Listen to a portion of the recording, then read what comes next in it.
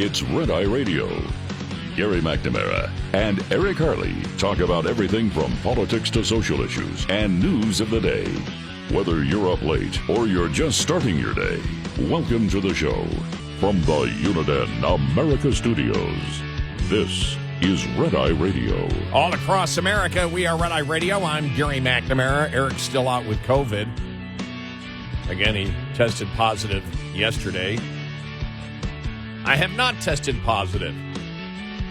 I tested again when I woke up because Alex, Eric had, whatever his name is. See, he's gone for a while. I forgot his name. Eric told me that his first indication was that he had really bad allergies. Well, I woke up at 10 o'clock I always take a nap before I come into work. And it was like my allergies were just killing me. And I had already taken an antihistamine pill or whatever they are, the ones that don't make you, I don't know if do they call them, is it antihistamine if it's a pill that doesn't make you drowsy? But it's the non-drowsy ones that I took. But I just was so tired, and I went, oh, boy. Yeah, because somebody else in the building also tested positive for COVID. So it's like, oh, boy. And took the test, nothing, I'm fine. So here I am. And Eric made his presence known on X yesterday on Twitter, though. We had some good back and forth. But hopefully he'll be in soon. He's able to communicate and all that. I mean, he's fine that way, and we just hope that he gets in here soon. Get in here. You're missing too much. But I got to ask the question to any Democrat out there, and we asked it sort of yesterday, but I think I need to focus on it more. Democrats, is DEI good or bad? What I'm finding out is Democrats never have to define anything. When you look at the president's address last night, we have no idea why he's leaving. No idea why he's leaving. I am the greatest president ever. I have done so much. Our record, we have just done the best job that any president has ever done. My propaganda department, my spokesperson let it be known yesterday, I am fine to serve another 4 years. There's nothing medically wrong with me whatsoever. Everything is perfect. The country is doing wonderful. I have no problems whatsoever. No medical problems. I could serve another 4 years. I could do backflips over and over again. But because the administration has been so successful, and the fact that I could serve another 4 years, and the fact that there is nothing wrong with me, I'm going to pass on the presidency to a new generation. Does anybody believe that bull crap? Does any Democrat believe it? No. But that's what we were sold last night. I mean, it was a wonderful day yesterday. It was like, I can't believe this. I can't believe it. Everything from border czar. We'll get to that here in a little bit. Well, Harris, not the border czar, not the border czar. Republicans have been calling her the border czar. Oh, we'll get to that. But you know something? If you're using definition number one, she's not a border czar. She's not an emperor of Russia before 1917.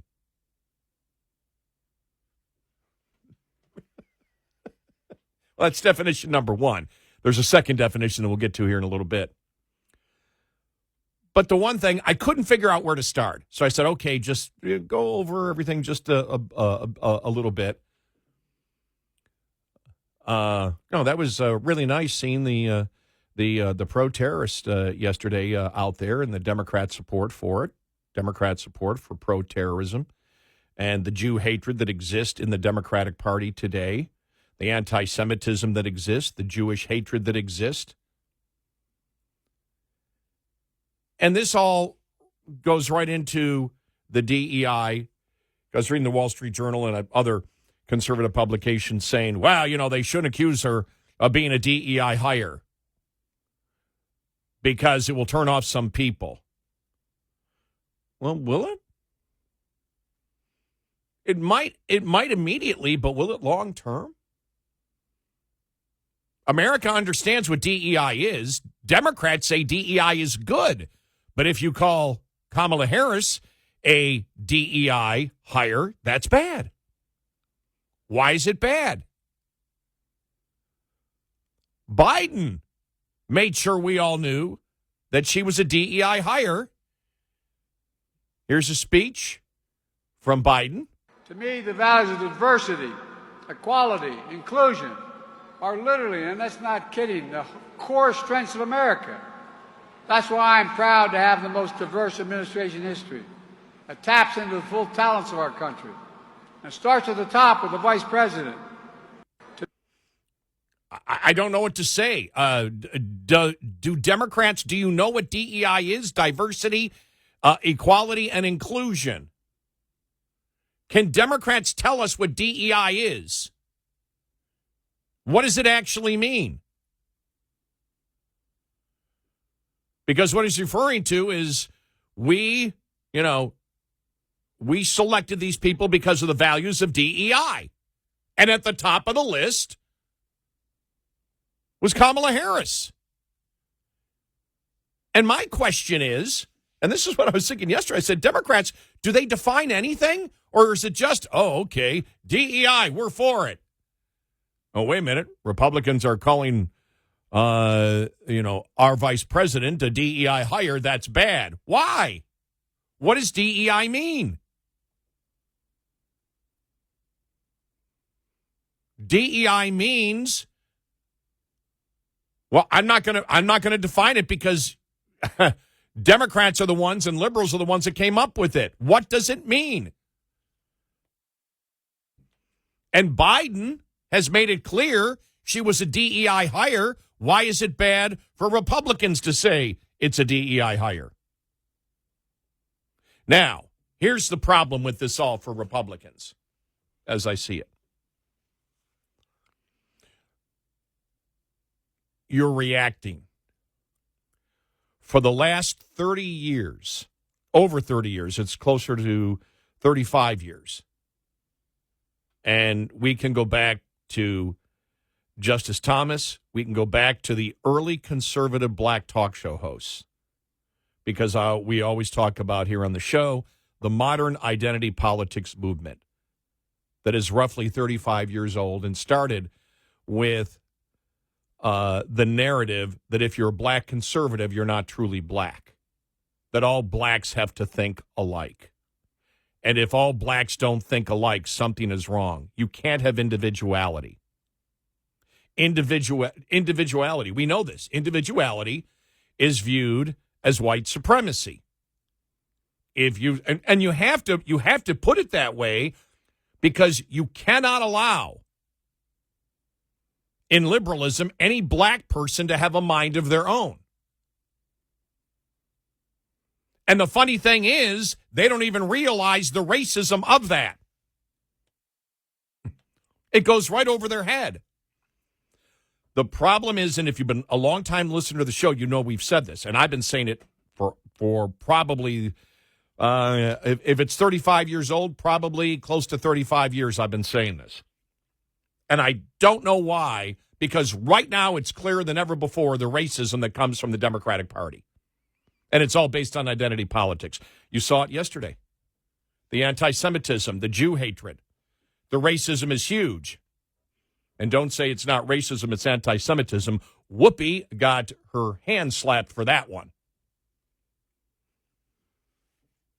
And so the racism in the Democratic Party is obvious to everyone. Every Democrat knows that the Democratic Party is racist because they practice identity politics and they judge people by groups and not individuals. We know that.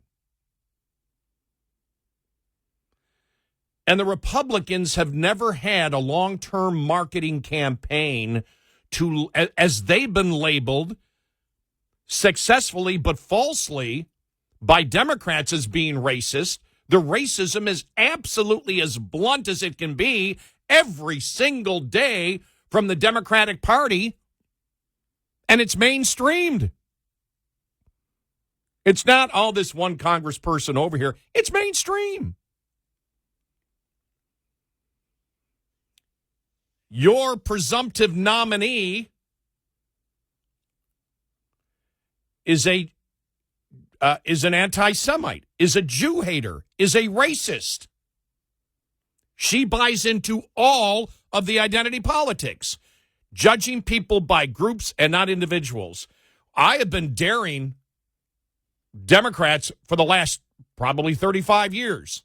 Oh, just so you know, I realized that this week or the week before, I'm not exactly sure, I haven't counted up the weeks, 42 years in radio for me, 35 years in talk, but 42 years overall. Golly. And you know what really got to me? I went, wow, 42 years, I'm getting old. And then somebody had the meme yesterday. It was like, these are the actors from the 70s and how old they were. And it showed Red Fox as Fred Sanford. He was 48 years old. He was 48 years old. I remember when that show was on, I went, well, he's got to be in his late 70s. He was 48 years old when Sanford and Son started. I'm 20 years older than he was at that time.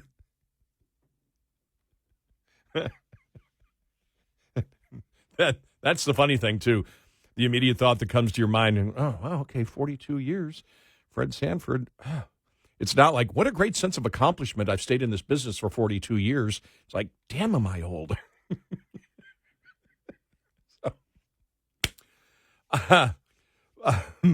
But yeah, getting back to it, I have no idea why the Republicans have not had, over the last couple of decades, a long-term plan to just use the Democrats in their own words, as the Trump campaign, I think, is successfully doing right now with, well, they did it with Biden, now they're doing it with Kamala Harris, just going in their own words. And that was happening yesterday to the media, using them in their own words, too, to defeat their argument. You can win all the arguments long-term, but I have no idea. The only thing, because I saw the Wall Street Journal, well, if you do DEI, if you do DEI and you call her, well, then you're going to get women mad and you're going to get minorities mad. But she is a DEI hire. Joe Biden said so. But if you want to look at the racism has been blunt from the Democrats for 35 years with identity politics. Does any Democrat, and this is one thing, I've never been able to get any Democrat to answer this in my 35 years of talk radio discussing this. Do you see the flaw Tim Ryan did when he ran against Nancy Pelosi? He saw it. Other Democrats, James Carville talks about it all the time. The serpent is always talking about it. We got to get out of this identity politics. We need to stop judging people by groups and judge them as individuals, as autonomous individuals. And they can't do that, and it's obvious. And Democrats just refuse to acknowledge that that's what they're about, but so do Republicans. Republicans have failed miserably. It's like it's sitting there right in front of you. It's the blue whale pod in the living room. It's not a whale. Excuse me, it's not an elephant. It's a blue whale pod in the living room. Right there. As Eric always says, point. You're a bigot. You judge people as the physical or sexuality group that they're in, and you expect that they must be this way. That's racism.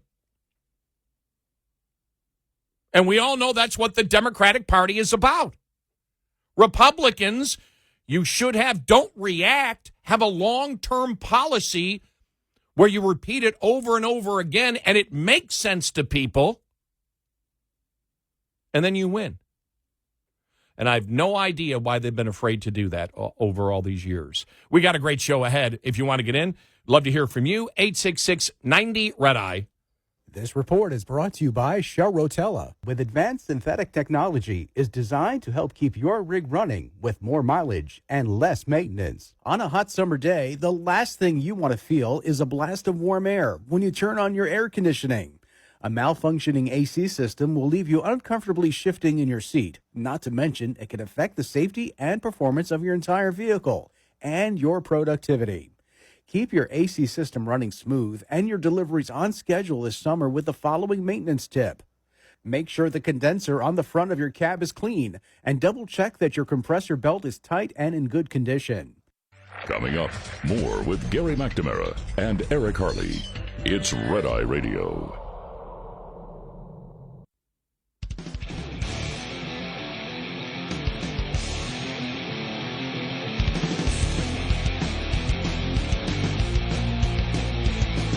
It's Red Eye Radio. He's Eric Harley, and I'm Gary McNamara. Eric's still out.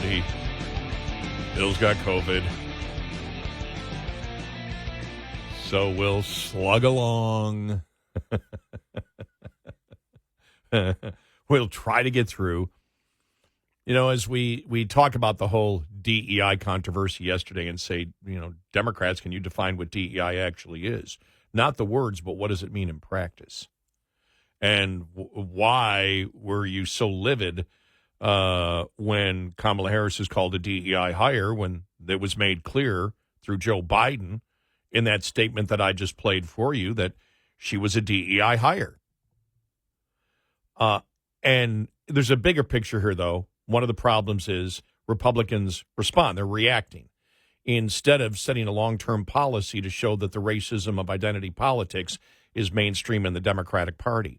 Look, one of the other things, and we talked about this the other day, I believe Eric was here when we were talking about it, demography destiny, which is the major flaw of what the Democrats did back in probably 2010 through 2014. Well, actually through 2016. And it was their theory that they would never lose a federal election again. They would never lose a presidency again. We remember, because we remember when Trump was running, they said, sorry, the demographics, there's so many Hispanics now that they're always going to vote Democrat. That's it right there. And then this whole big shift. Oh, people have minds of their own. People don't like to be judged by the group that they're in. They like to be judged as individuals by their individual thinking, their character, their behavior. That's how they wish to be judged, not by the particular physical characteristic, sexuality, race, nationality. They want to be judged as an individual. They don't want to be judged as, this is what I am. The only thing I really want to be judged by is, you can, and it's really not much judgment, or if you want to label me, not judge me, but judge me by what I say and what my actions are. Label me by my name.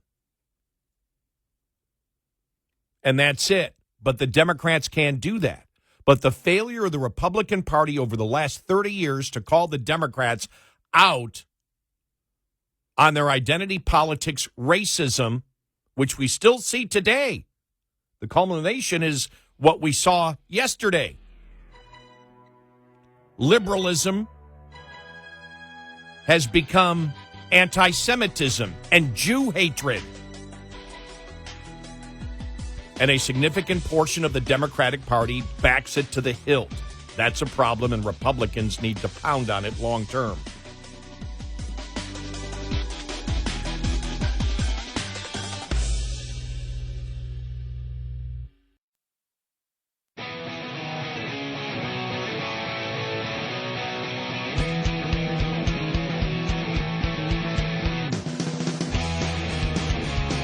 Have a line open.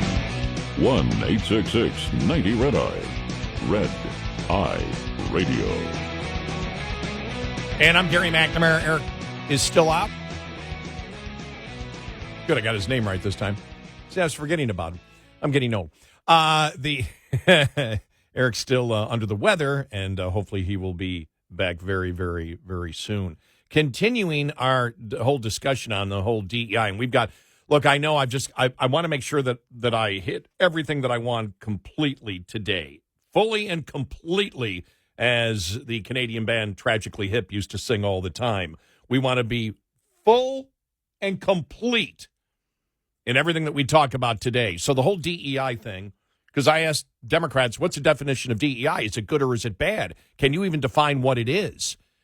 And yesterday we had one of those days where nobody was defining anything. It was just yada, yada, yada, yada, yada. And the whole DEI. Well, if you call Kamala a DEI hire, that's racist. I saw that DEI is now viewed as a new N-word. Really? What is DEI? We didn't make it up. DEI is an offshoot of critical race theory.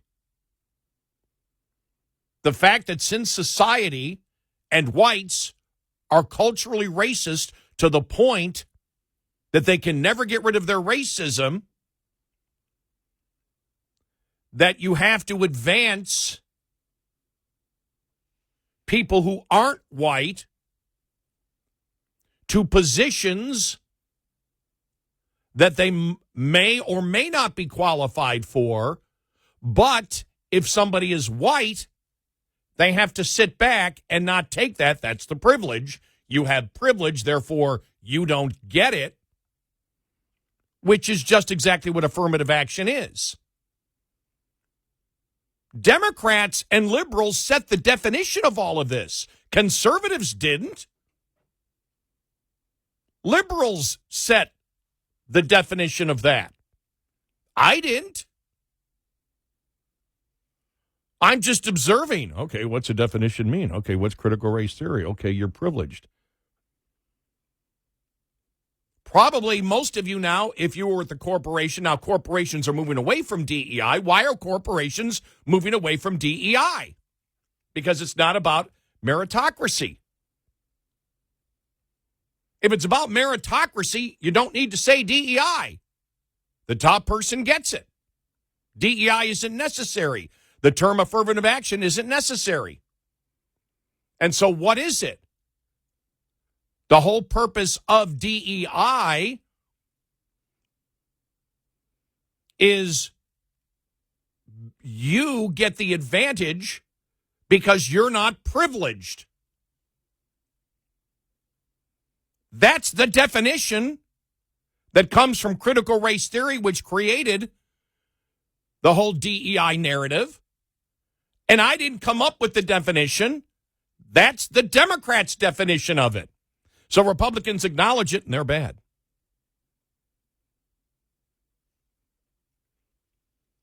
This is something, if I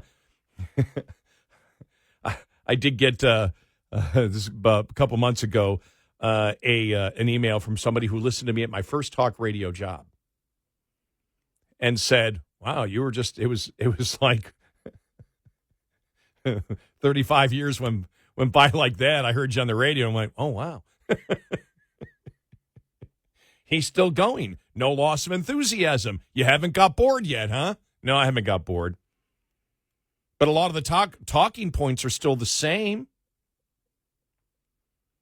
You know, I've sat here for the longest time. Well, Republicans and conservatives talk in racism in codes. Yeah, we all sit around going, yeah, let's come up with a code for racism. Somebody said that to me one time, and I said, well, maybe there's a code. I don't know about it, but you folks are blunt. You don't use a code. You're just blunt in your racism. Absolutely blunt as can be. With the identity politics. And understand, this just doesn't come from me. You have a ton of Democrats and liberals that have recognized it. Tim Ryan recognized it. when he ran against Nancy Pelosi and said the Democrats have to stop labeling people by groups and treat them as individuals. Bill Maher finally has recognized identity politics. He really wasn't jumping on it when they were going after conservative blacks. And isn't that interesting? The racism of identity politics of the Democratic Party began by targeting blacks.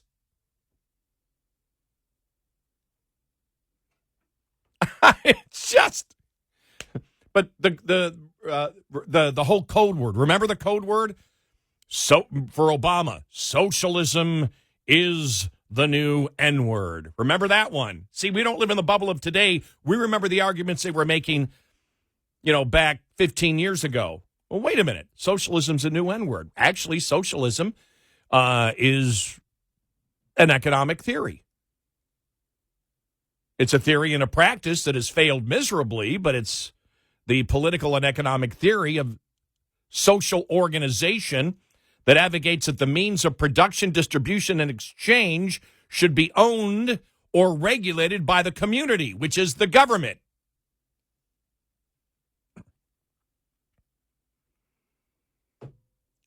And so when that was a weak spot with Obama, they jumped and said, well, that's racism. What are you talking about? It's not racism. It's an economic theory that Obama believes in and a ton of liberals believe in. The fact that you call it racism means you can't defend it. And then that's where we got to over the last couple of decades, where if you sit there and say, wow, that sky's a beautiful blue, you're a racist. Where anything that you would say, no matter what it is racist in some form. When the blunt racism exists and is now mainstreamed inside of the Democratic Party. In 2020, when we heard, well, systemic racism is all throughout this country. Systemic racism is all throughout police departments, throughout the entire United States. It's systemic, it's institutionalized. And then Eric and I would get asked the question, well, do you believe that we live in a racist country and racism is institutionalized and systemic? And we went, absolutely. Some of our conservative friends were shocked when we said that. Really? Well, yeah. Well, where is it? Right inside the Democratic Party. Oh, what's your evidence? Identity politics that they've recognized as racism. Oh, man, I'm telling you. And that's why, that's some of the frustration I have. This has been going on for 35 years. About 35 years. I've been a talk host for 35 years. It really started with Justice Thomas, and then it continued with early on in conservative talk radio. And I go back and look at some of the Armstrong Williams. You had, Walter Williams. Remember, he did it. Larry Elder. And if you were a black conservative talk show host, you were called a traitor. You were to your race. You were called Uncle Tom. I remember it all happening. And the first thing I thought to myself is, excuse me, why can't people have autonomous thoughts? In fact, they have taken racism and gone completely posterior backwards on it. Anti-racism today is the racist movement in this country. And Republicans should have never let them open that door and bluntly promote racism as anti-racism. And the Republican Party, they're late to the game, but they should have a long-term plan to market the fact that the racism in this country exists in liberalism. And you saw it yesterday big time. And you've seen it since October 7th of last year.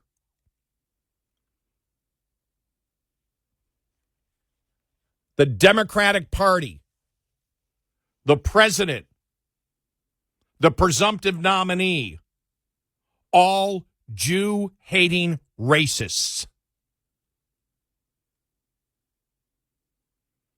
And you saw it yesterday, the insanity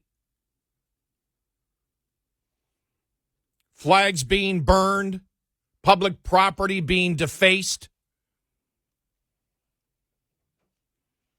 because of hatred. And liberalism owns it. The Democratic Party owns the racism of today. And they know it. And it's called identity politics, and they have recognized it. So there you go. I just hope that the Republican Party, because, I saw yesterday, I forgot who it was, one Republican senator. Well, I shouldn't have used the term DEI. They used the term DEI. Biden did it when referring to Kamala Harris. And I know that there may be an instant reaction, and I saw the Wall Street Journal is where I disagree with them. And wait a minute, you got to tell the truth. Don't sit there and lie. If DEI exists and it's about bigotry,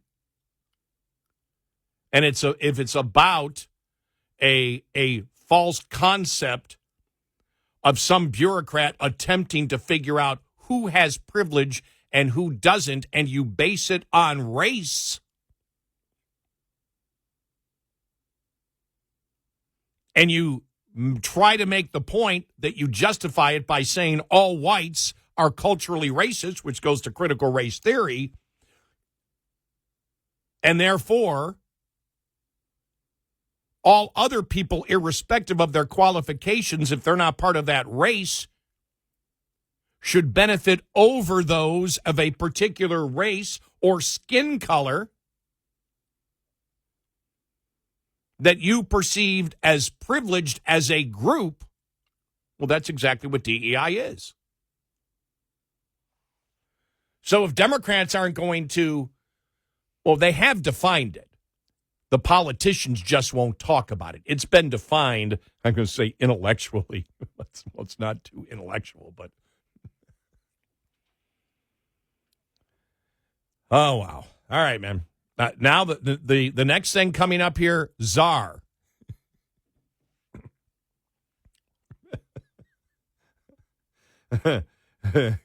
Kamala Harris is not a Russian leader before 1917.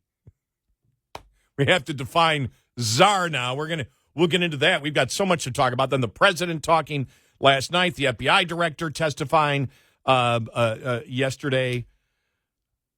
Oh, we just got so much. Plus your calls and comments if you want to get in. 866-90-RED-EYE. Lines open for your calls. 866-90-RED-EYE on Red Eye Radio.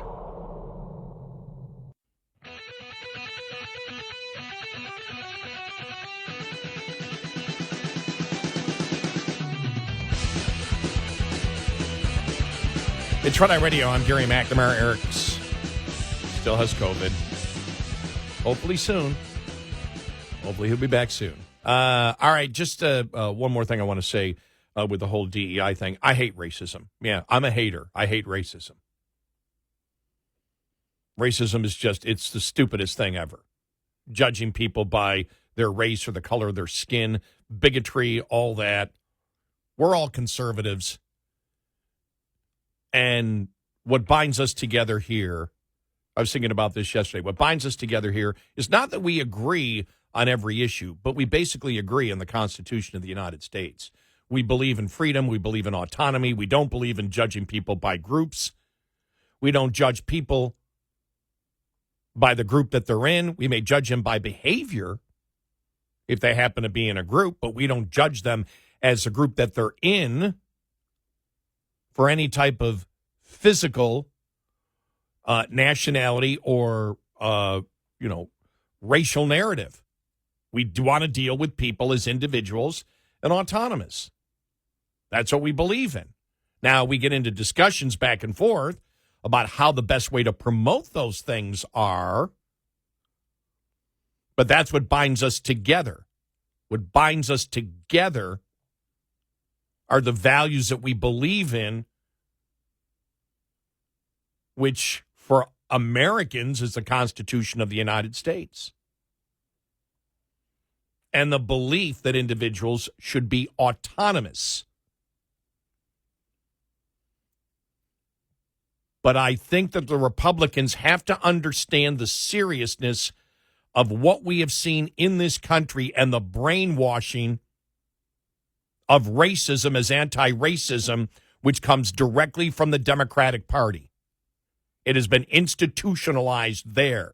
The identity politics, the bigotry, the hatred, as you saw yesterday, is being institutionalized and is systemic inside the Democratic Party. Please tell me where I'm right.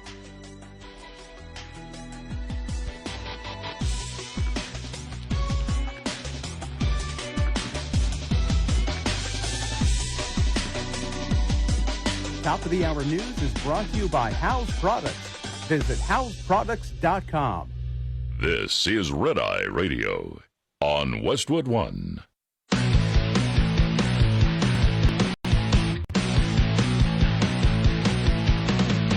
Now, it's Red Eye Radio. Gary McNamara and Eric Harley talk about everything from politics to social issues and news of the day. Whether you're up late or you're just starting your day, welcome to the show. From the Uniden America Studios, this is Red Eye Radio. All across America. I'm Gary McNamara. Eric still has COVID. You know, funny thing is, yesterday afternoon, and this is after I had texted Eric and everything else, and it's like, okay, and yesterday was lawn work day. Finally, I didn't cut the lawn for 2 weeks. 2 weeks. Thank goodness I didn't put fertilizer on 2 weeks ago, because I would be in big trouble. Fertilizer goes on very soon, but it's rained so much I didn't have any time to cut the lawn.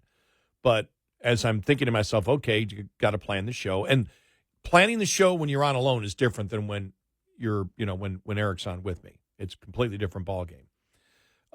So there I am, planning the show, just doing stuff, show prep and getting audio cuts and everything else, set up as I always do. And I bit my tongue.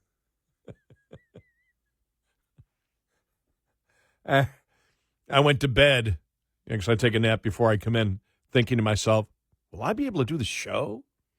And then I woke up and I could still feel it, but it's okay. It's fine. I was wondering, I can imagine the show's not going on tonight because Eric has COVID and Gary bit his tongue.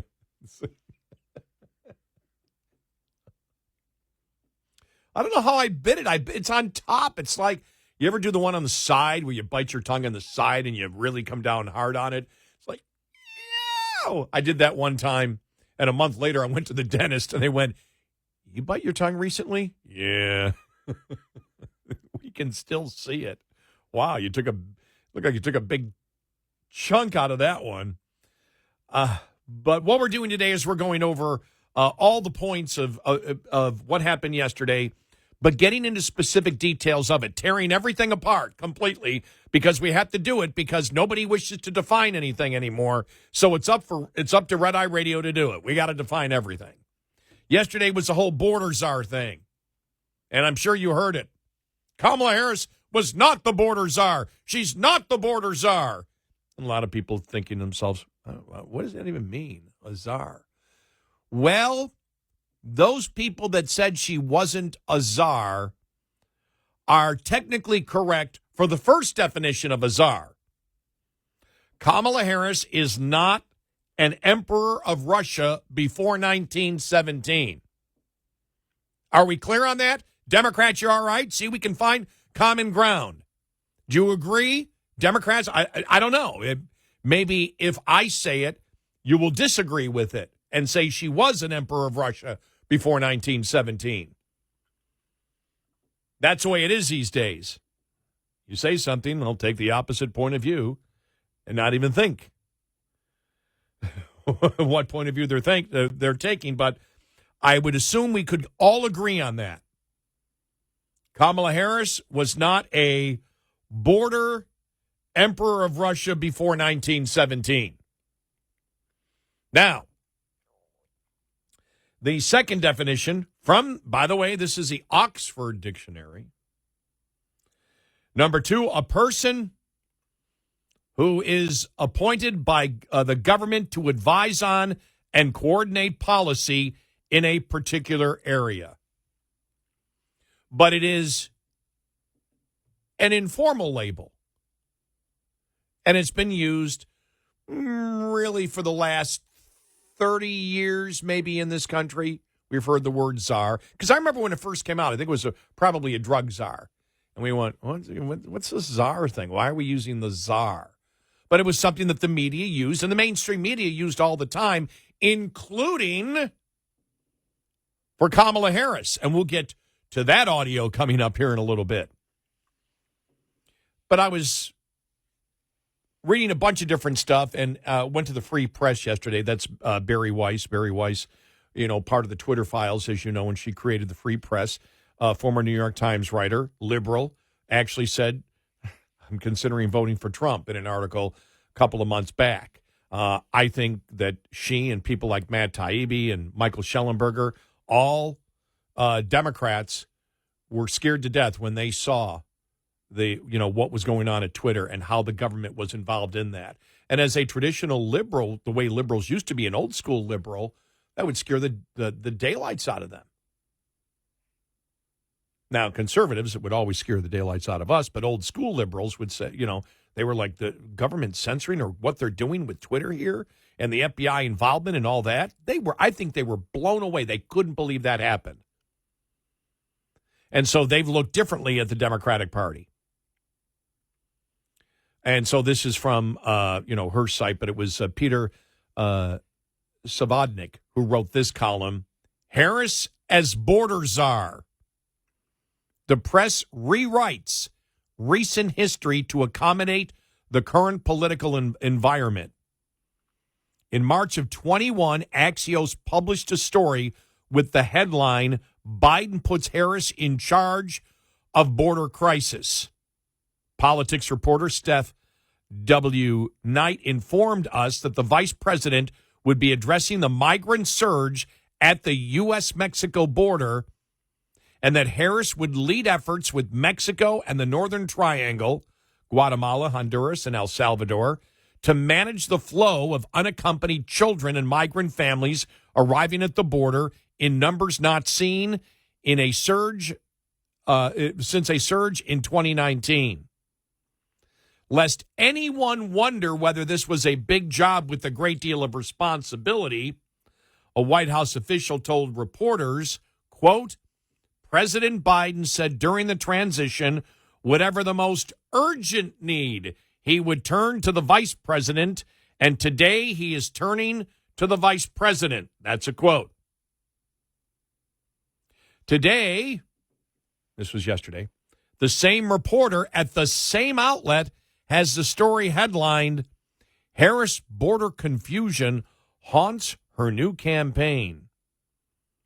Knight now reports in early 21, Biden enlisted Vice President Kamala Harris to help with a slice of the migration issue. We are told that there is confusion around the VP's exact role. Hang on here. Let me get back. I went too far here. We are told there is confusion around the VP's exact role, and early media misfires and the rapidly changing regional migration crisis has made the issue a top target for the GOP trying to define their new opponent.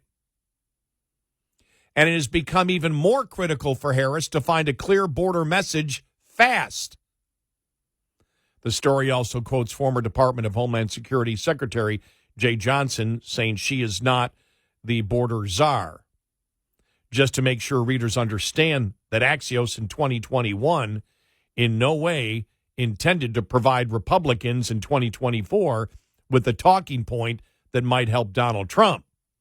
Axios has added an editor's note at the bottom of the new piece, quote, this article has been updated and clarified to note that Axios was among the news outlets that incorrectly labeled Harris a border czar in 2021.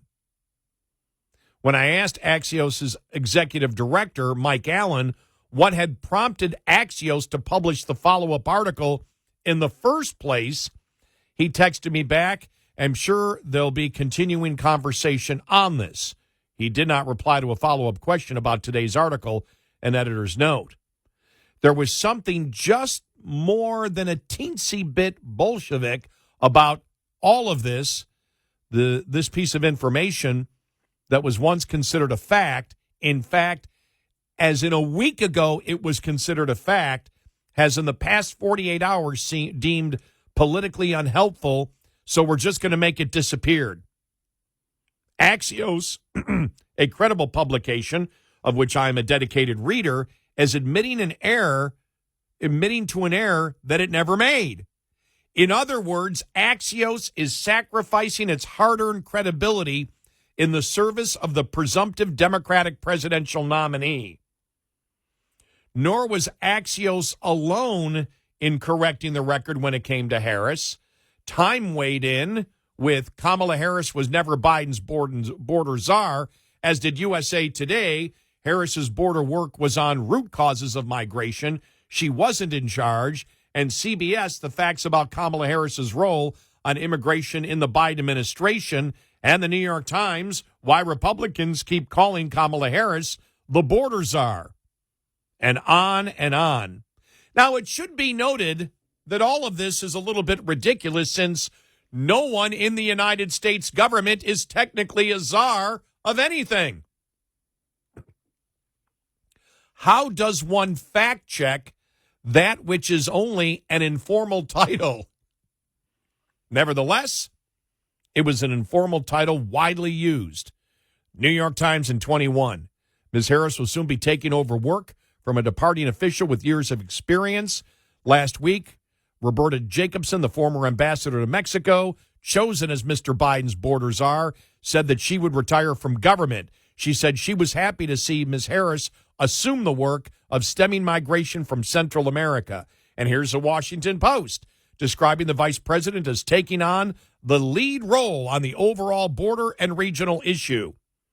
It is also worth noting is that all of this reporting has taken place without Harris having uttered a single word about her border-related responsibilities. In other words, nothing actually happened other than Republicans calling Harris what Axios and other media outlets once called Harris.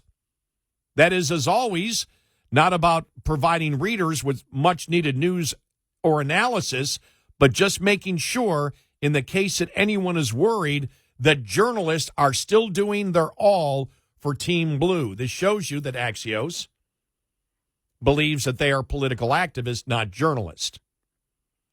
At this stage of things, perhaps it's not surprising that reporters aren't scrutinizing Harris's record with the same zeal with which they dove into Russiagate, but this marks a new low.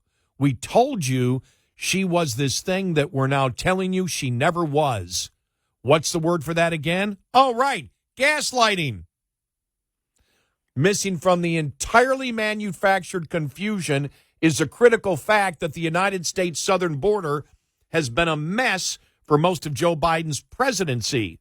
For most of that time, that the vice president has or has not been the border czar. No one is talking about the nearly 250,000 illegal migrants arrested at the border in December of 2023, an all-time high, or the millions who have entered the country since Biden took office, or the violence or the drug cartels. We can be sure of this much. If the border was not a mess, if this was not a winning GOP issue, Kamala Harris would be running on it right now. And her media sock puppet friends, who seem to believe in nothing except making sure she wins, would be celebrating the greatest border czar who ever was. And then let's go to Newsbusters, who actually went through all of what was going on yesterday and what the same media outlets were saying a few years ago. Let's start over again. Okay, here we go. Quote unquote border czar. Vice President Harris was not a border czar. Meantime, Vice President and border czar Kamala Harris facing some backlash. What he said about Harris and immigration was not true. She was never appointed border czar. And this will be her first visit to the U.S.-Mexico border region since she was appointed as the border czar by President Biden. People going to have to counter the misinformation. You already hear folks talking about the border czar. She wasn't the border czar. President Biden tapped Kamala Harris, Vice President Kamala Harris, to be the border czar. Now, she wasn't the border czar. That's what Republicans labeled her. They were very critical of Kamala Harris, especially in her role as border czar. Now what she's up against is folks lying about her border record, calling her a border czar. Kamala Harris, who was appointed as the border czar. The Biden team didn't declare her the border czar. They wanted her to work on kind of the root causes of immigration. There has been so much criticism against Kamala Harris. You know, she was the border czar. Calling her sort of the border czar, which wasn't necessarily the case. So the border, if they weren't planning to address it in a major way, do not make her your border czar. She met with some of the Northern Triangle countries, but nothing has effectively changed. There you go. And every one of those, I'm sure there's more to be found out there. Every one of those, CBS, NBC, ABC, CNN, MSNBC, all calling her a border czar. And then they said it's Republicans calling her a border czar. They all were, including the New York Times, Washington Post, everyone, Axios, everyone was. And now they say, oh, that was a mistake, and it's all Republicans. It's an informal title. She's not a Russian leader before 1917. We know that. Wow. But they don't care. As we told you, there's no shame. They'll destroy their credibility. You know, any credibility they have as perceived journalists, there's no shame. They'll sit there and say, oh, well, we were wrong to say that, but it's the Republicans' fault. It's so stupid, but that's how desperate Democrats and the media, the political activists of the media are right now. 866-90-RED-EYE. Brought to you by FPPF, Fuel Power Max. The IFTA tax program redistributes tax revenue to states based on your actual miles run. Thus, the truly cheapest fuel can only be found if you subtract federal and state taxes and state surcharges from the pump price to compare. The strategy means that you buy without regard for whether you are paying more at the pump in taxes. IFTA also considers state surcharges, which complicates the fuel buying strategy. Indiana, Kentucky, and Virginia have per-gallon surcharges. Connecticut, Kentucky, New Mexico, New York, and Oregon have per-mile surcharges. While some owner-operators buy only enough fuel to get through surcharge states, this practice can backfire, depending on the actual cost of the fuel in each state. When comparing fuel prices, always remember, pump pride minus taxes equals the real fuel cost. Owner-Operator Business 101 is provided by Overdrive's Partners in Business program. Go to overdriveonline.com to the Partners in Business section of the website for more detail on this and many other topics. Brought to you by Shell Rotella. With advanced synthetic technology is designed to help keep your rig running with more mileage and less maintenance. Get in touch with Red Eye Radio, toll free at 866-90-RED-EYE.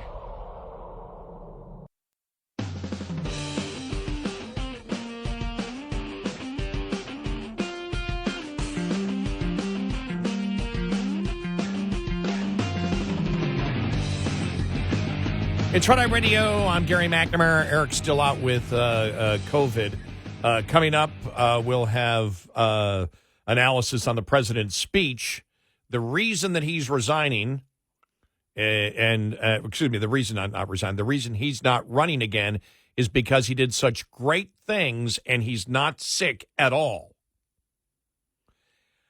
Also, we'll get to the anti-Semitism of the left in this country and the Democratic Party. Concerning yesterday Netanyahu's speech. It's amazing, absolutely amazing. Some of these protesters hold up signs proclaiming gays for Gaza. They might as well hold up signs saying chickens for KFC. I would just say that is a line that we used months ago, just so you know. So apparently Netanyahu is listening to Red Eye Radio. So I said that because I know Eric would have said that if he was here. Oh, just so you know, we've always had a fan base in Israel, just so you know. since we've been together, even before Red Eye, Eric and I, when we were on together, have always had a fan base. We've had people in Israel listening to the show, so maybe he did get it from us. Plus, we're not done. The media is scrubbing things that they have done in the past in order to help Kamala Harris. You saw, and we played the audio yesterday of the McCormick for Senate in Pennsylvania ad, where he talked about GovTrack, labeled Harris the most liberal senator in his ad. This GovTrack, this organization, scrubbed that from their website yesterday.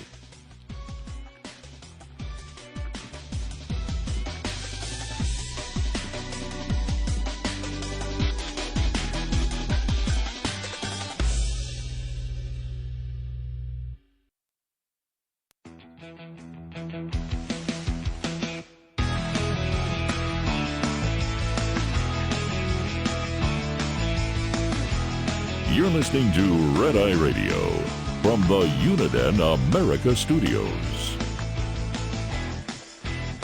And I'm Gary McNamara along with Eric Harley. Oh, I just thought about it. The Olympics starting this weekend.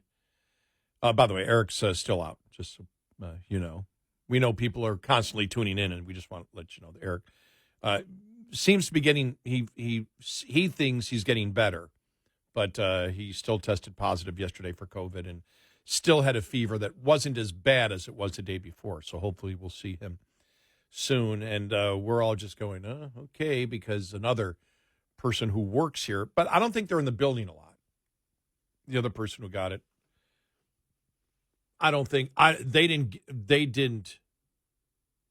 one did not give it to the other because Eric and the other person in the building who got it don't really cross paths and haven't lately. So, but he'll be back. It's going to be great when he comes back. I'm just going to sit over there and say nothing for like 5 hours. Oh, I know he's going crazy. That's what happens when you do this job. Vacations are hard for us. They really are, because by the time you get to Tuesday or Wednesday of the week, it's like you want to be back on the air. And last vacation, Eric and I both didn't want to go on vacation. No, we don't want to go. You got to go. All right. And as I've said many times before, that's the best thing about this job, especially since I've been working with Eric and 19 years now, is even in other radio jobs I've had, you would still, even though I would love it, there'd still be, oh, thank goodness vacation is here. And then when vacation was ending, it would still be like, oh, okay, got to go to work tomorrow. And we've all dealt with that. And I think that's one of the best things in life. One of the best things in life is when you have a job where if you're on vacation, it's cool. Got to go back to work the next day? Can't wait. Vacation coming up? Oh, people I can visit, some things I can do. Go see Dad. All, and it's wonderful that your basic, your emotion and your mood is always the same. To me, that's the best thing about having this job. The worst thing is, and that's why, because when people ask, have you thought about retiring? It's really interesting because until a couple of years ago, when it was like, okay, you're not going to collect, but you need to sign up for Medicare. It's like, what? What are you talking about? Or when I saw the meme yesterday about all the 70s TV stars and how old they look in their 40s. And really, it was the Red Fox one, as I told you last hour. When I saw that, it's like, oh, my God, am I old? He was 48 then? I remember watching that in the 70s, and I went, that guy's got to be close to 80. He was 48. And so really it's the benchmarks from the outside that for me, I've really never thought of retirement. Other people ask me because so many of my friends have retired. Now, I've got some friends that haven't retired that said, don't know if I can retire. But that's what you get. And then you go to high school reunions and things like that, and people go, when are you going to retire? When are you going to retire? And here's the honest truth when you're in this business. At least this was me. I was always so worried about just surviving till the next week, where I didn't think anything long term. You're just trying to survive. It's almost like I always think that when the NFL started practicing yesterday, a lot of teams reported yesterday, and I thought to myself, what we sort of do is sort of like that for a significant period of time. You always feel that your job isn't safe. Even if it is, you don't feel that. There's always that pressure to perform. It's not there anymore. I don't feel I want to perform every day. We love doing what we're doing, but there's more of there's more of the intensity. There's an enjoyment of the performing to do it. But for such a large part of the career, it was like, God, can I survive till next week? Which, as I've always said, fear was always my greatest motivator. And I think if you climb mountains a lot, if you're the type of people that, and I think most conservatives are, you climb mountains, you're always confronting your fears. And there's a choice. You either let your fear control you or you conquer your fear. Either way is hard. And, I've always, I saw a meme the other day that said something like that. It was like, if you do the wrong thing, it's still really hard. If you do the right thing, it's still really hard. So do the right thing because both are really hard. It's like, oh, yeah, you're right. Rob a bank. Next thing you know, cops are pointing guns at you. Next thing you know, you're in jail. That's hard. Doing the right thing, that's hard. That's a great point. But it's so great to be able to do this. And the other thing is, I never had, because I've always got S's, did you ever have a midlife crisis? No, I didn't. Maybe I'm having an old man crisis now, but I never had I never had a midlife crisis. And the only reason that I could figure it out is you're supposed to have a midlife crisis like in your 40s or 50s. I was still in survival mode. Every day was survival mode. You didn't have time for any type of other crisis. It's like, can you survive? But yeah, it's wonderful to be here. And I get the question from listeners all the time. No, I have zero plans on retiring. I don't even know how I would do it. In my mind, I know it's been, as I said last hour, it was either last week or the week before that I passed 42 years in radio. And it doesn't seem that long. For me, and I know for Eric, the same thing. It feels like we're just starting to arrive. It doesn't feel like, okay, you're ending, you're on the downhill of your career. And I just never thought that way. And I hope to never think that way. So everybody else out there, stop reminding me that I could be retired if I wanted to be. I don't want to hear it. All right, in other news out there, we talked about the whole border czar thing. This was also interesting yesterday. We'd played the ad, the McCormick for Senate ad for Pennsylvania, that said Harris was named the most liberal senator by a group called GovTrack. And here we go. The media started the media scrubbing of past articles to conform with today's narrative about Kamala Harris is not limited to claims about Harris being the border czar. Also on Wednesday, the website GovTrack scrubbed a 2019 claim that Harris was the Senate's most liberal member. On Wednesday, GovTrack was mentioned in an ad by Pennsylvania Senate candidate Dave McCormick as he tried to tie Senator Bob Casey to Harris. In the ad, CBS's Norah O'Donnell tells Harris the nonpartisan GovTrack has rated you the most liberal senator. The ad goes on to then show several extreme positions Harris took during her failed presidential campaign that went viral on social media. But as for GovTrack, they added an editor's note to the bottom of an August 14, 2020, when she was named Biden's running mate. On July 23, 2024, this article was updated. The text, especially given our ranking her as the most left-leaning senator of 2019 based on co-sponsorship, but looking at the legislation she's introduced tells a different story.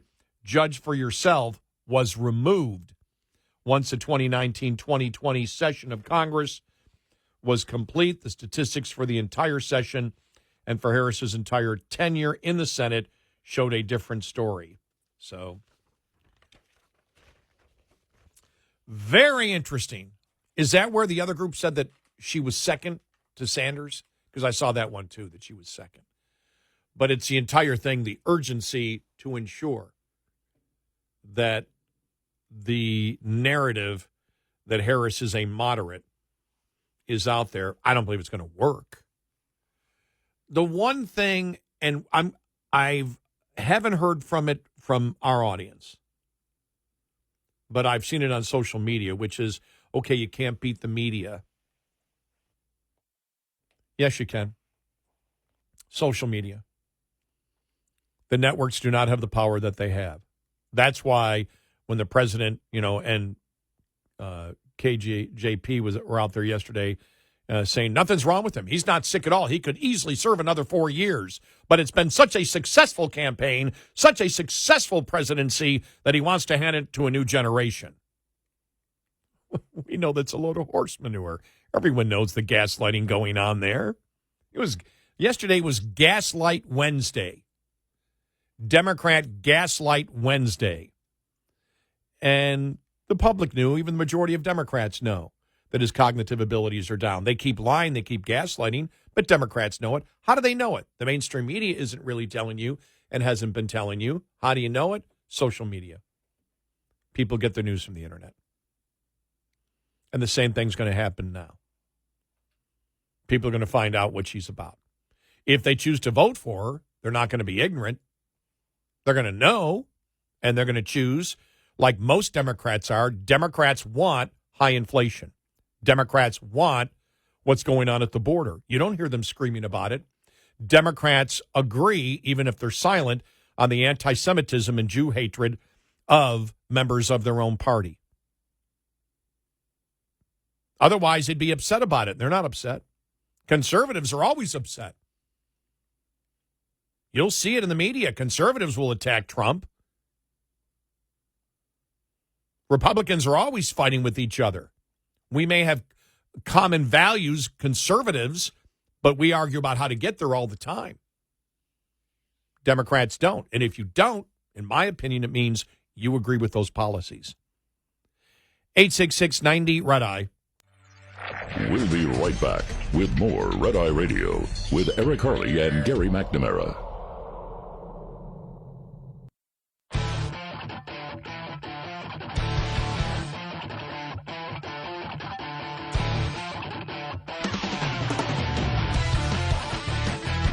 It's Red Eye Radio. I'm Gary McNamara. Eric's still under the weather. Hopefully he's back very, very soon. The whole day yesterday started Brian Kilmeade from Fox News. You saw that, right, where he was talking about the fact that Kamala Harris was not going to be at Netanyahu's speech. And as you know, she presides over the Senate. And it's like, but she wasn't going to be there because she was going to a college. She's going to speak at a college fraternity. And the left all of a sudden came out. This thing went wildfire. Oh, he said colored fraternity. No, I said college. And that thing just went crazy. And that was fact-checked, and everybody backed off it. It was just like, this is how insane it's going to get. There's going to be gaslighting like you can't imagine in order to try to protect Kamala Harris. I don't believe it's going to work because we've been gaslighted so much, and it's been recognized, I believe, by the public and by independents that, we saw it again yesterday. We saw it again. There's nothing wrong with Biden. He could easily serve another 4 years. He's not sick at all. There's nothing wrong with him at all. He's energetic. He's had the most successful presidency of any president in the last 50 years. He just chooses to pass it on to a different generation. Does any Democrat buy that? Does any Democrat buy that? Anyone? I mean, that's the kind of gaslighting, and it's going to continue with Kamala Harris. She's not a border czar. You're right. She's not a Russian president prior to 1917. God, what idiots.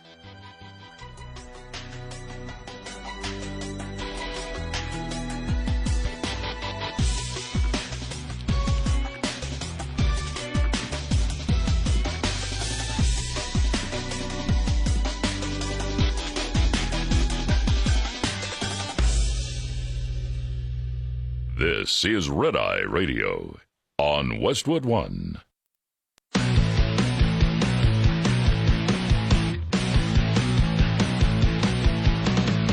Now, it's Red Eye Radio. Gary McNamara and Eric Harley talk about everything from politics to social issues and news of the day. Whether you're up late or you're just starting your day, welcome to the show. From the Uniden America Studios, this is Red Eye Radio. All across America and around the planet, we are Red Eye Radio. I'm Gary McNamara. Eric had some morning off. He's still under the weather with COVID. Wow, so much going on yesterday. The president's address to the nation about why he is dropping out yesterday. You know, we've come so far since my inauguration. On that day, I told you, as I stood in that winter, we stood in a winter of peril and a winter of possibilities. Peril and possibilities. Wow. I love this from Mary Catherine Ham yesterday. You've seen her on Fox News before. She's a Fox News contributor. I'm glad he was on camera. He owes it to the Americans, or he owes it to Americans to tell us what's going on, which he didn't really do. The performance makes it clear he is in decline, but that's not the reason that he's stepping aside. He's been a president to all Americans and doesn't see those who disagree with him as enemies, which is why he is passing the torch so Harris can save the country from the half of the Americans who are out to destroy the country by disagreeing with him. Let me read that again.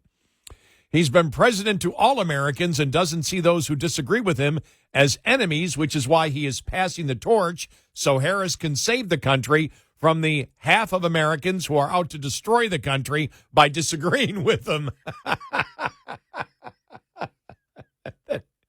Here's Karine Jean-Pierre yesterday. No health problems at all. None. Here we read the president's statement where he said that it's in the country's best interest for him to step aside. Why is it in the country's best interest for him to step aside? Does it have to do with his health, or it does not have to do? They have nothing to do with his health. And she made it clear that he could serve another 4 years, no problem whatsoever. So let's break this down as we've done this morning. We've been breaking down border czars, DEI. Fascinating day it was yesterday. And a perfect time for Red Eye Radio to break everything down as we love to do. So, what we're told from the White House is this is one of the most successful administrations ever. He has accomplished more than any president in the last 50 years. He's been so incredibly successful. The economy, foreign relations, the border. Success after success after success. Look at this legislation that he has passed. Success, success, success. He is not sick at all. He has all the energy in the world. He could carry on for 4 years, but he's not going to because he wishes to pass it on to somebody else who just a week ago the Democratic Party believed was the person bringing his administration down. Huh? So he's leaving because he has been so incredibly successful, but has the energy and stamina to go another 4 years without question. Well, as we've always advised Democrats, look, if you're going to lie big, or if you're going to lie big. And that's, of course, what he is doing, that this was his choice to do so. But we all know it's more gaslighting coming from this administration. And it's just across the board. I mean, it's just, and it's going to get, you think you've seen lying and gaslighting? My God, yesterday was just an example of it. And we're going to go back and hit all the topics because, you know, new information and just new articles that have been written on everything yesterday with the border czar, the anti-Semitism, pro-terrorism, Jew hatred coming from liberals, DEI that we talked about earlier. This was National Review. Of course Harris was the border czar.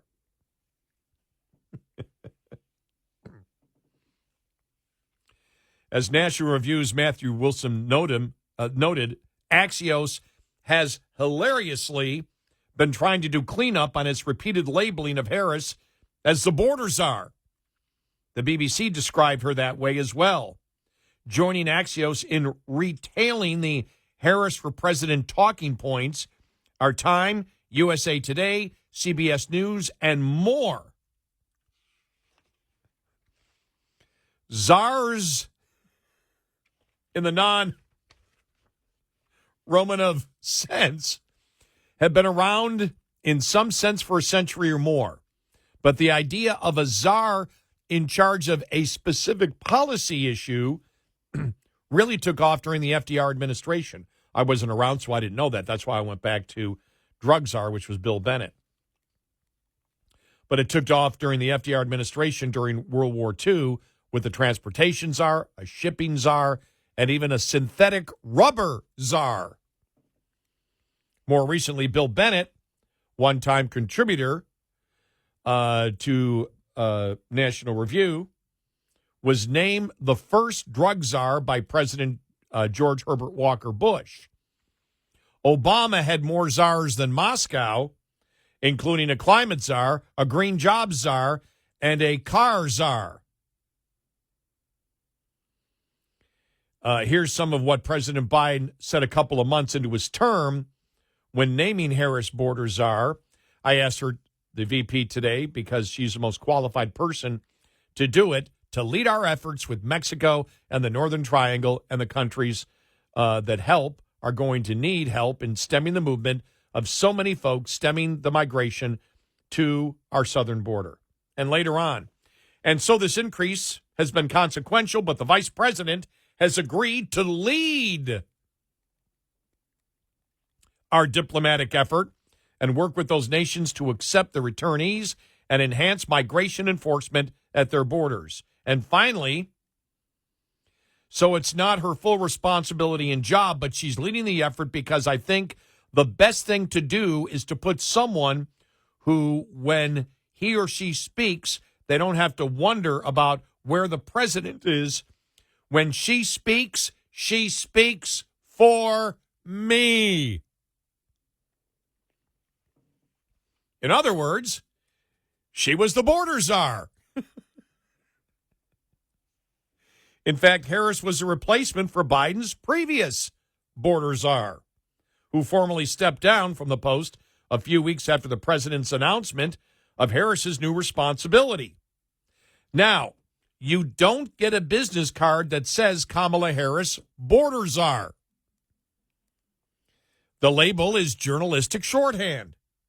It is, as Wikipedia puts it, an informal title used for certain high-level officials in the United States and the United Kingdom, typically granted broad power to address a particular issue. You know, like Kamala Harris over the border crisis. Oh, my God, this is just great. The Harris people knew they were being tossed a hot potato by their antagonists on Biden's staff, CNN reported. After the announcement, this is from CNN, after the announcement, Harris's aides appeared to panic, according to one of the officials, out of concern that her assignment was being mischaracterized and could be politically damaging if she were linked to the border, which at the time was facing a growing number of arrivals. She was being set up to fail by the Biden people. And fail she did. And if she wasn't the border czar, what was she doing staging a photo op at the border after months of resisting it? But even if Harris insists that she's just the root cause czar, oh, my God. The only good thing is you got to break all this down. You got and National Review breaking it down completely. You have to do this with the Democrats. You got to, as we've been doing on today's show, it's break everything down that they say because they won't define anything. So we have to look. The politicians won't. The academics have, when we talk about DEI and things like that. But yesterday was a day where they just said, well, no, that isn't it. That isn't it. Well, what is it? Well, they won't answer you. You can't get an answer out of them. But even if Harris insists she's just the root causes czar, how's that working out?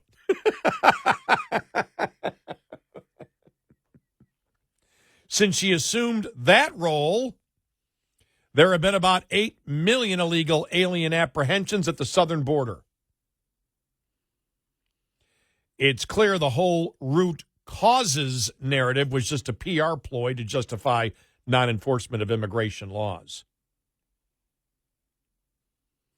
So there you go. Oh, my God. Oh, God. Just funny stuff. This is what we're dealing with, just the insanity. But you got to break it down, got to break it down, got to break it down, got to break it down, just to show the insanity of the left. And, man, you saw it yesterday. It was, I was thinking, when I woke up, just 10 minutes into the day, I was thinking, wow, if Eric's sick tonight, it's going to drive nuts. He's going to be going crazy. Because it was just one of those days where it was just the gaslighting from the left was just beyond stuff that you saw during Biden. And this is the desperation of the left right now. But it is very, very, very, very telling. I mean, you take everything from when we woke up, it was, the Fox News host being accused of saying that Harris was visiting a colored fraternity when he was obviously said college.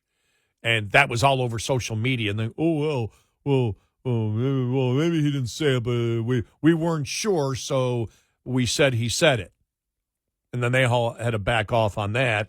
And then we got to the whole DEI thing, and then the border czar thing, and then last night, and then the insanity of the racism of the left. in what we saw yesterday, the insanity of the pro-terrorist protest and vandalism and graffiti and trespassing and dragging that one cop, if you've seen that, on it, that's what you get. Like I said, it was a day that you could look at it and go, yep, that's what liberalism has done. That's where the Democratic Party is right now. If you want to get in, we do have a line open, 866-90-RED-EYE. Coming up, more with Gary McNamara and Eric Harley. It's Red Eye Radio.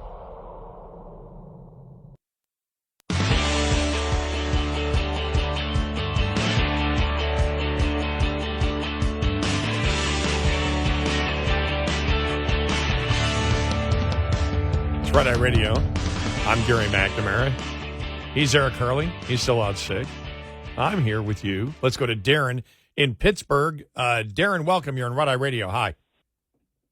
Oh, Gary, Mr. McNamara, can I just go to the point? It is absolutely the highest bit of honor talking to you. I live in Pittsburgh, Pennsylvania, and I've talked to other shows, but you're the focus of my life.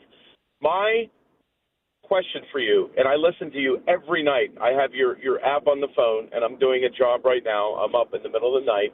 What I want to know is Kamala Harris, the lies that you're talking about, her slipping into like this crazy show. You said you were up for 10 minutes and you heard this craziness of her. I want to know, are the Democrats, like, is it in stone? She seems to think it's in stone. They have a canned in, you know how like the shows in the 60s, because I'm born in 1968, they had canned laughter. There's nobody there, and you could tell it's totally like, totally a facade, like totally fake. So what I want to know is, from the time period of where right now, here, July 25th, because it's, East Coast, it's Pittsburgh, are they definitely going to, like, what's the Democratic, nobody knows the future. I'm going to listen to every word of the Democratic National Convention, as I did with the Republican National Convention. What I want to know is, like, when are they going to sit there? Are they going to wait for that night? And what are they going to do? Are they going to do you have an any in? Like, are they going to march a lot of people up there and say, well, it could be here, and who's you going to pick as the vice president and that kind of stuff? I just wanted to know that kind of thing. Is it in stone, and does anybody have any chance? Because just what you were talking about, her being the drug czar, she has 100% failed. And the border czar. Absolutely the highest honor. Yeah, border czar. Border czar. Yes, sir. Yeah, yes, sir, yeah. Well, thank you so much, and very nice words. I really, really appreciate it.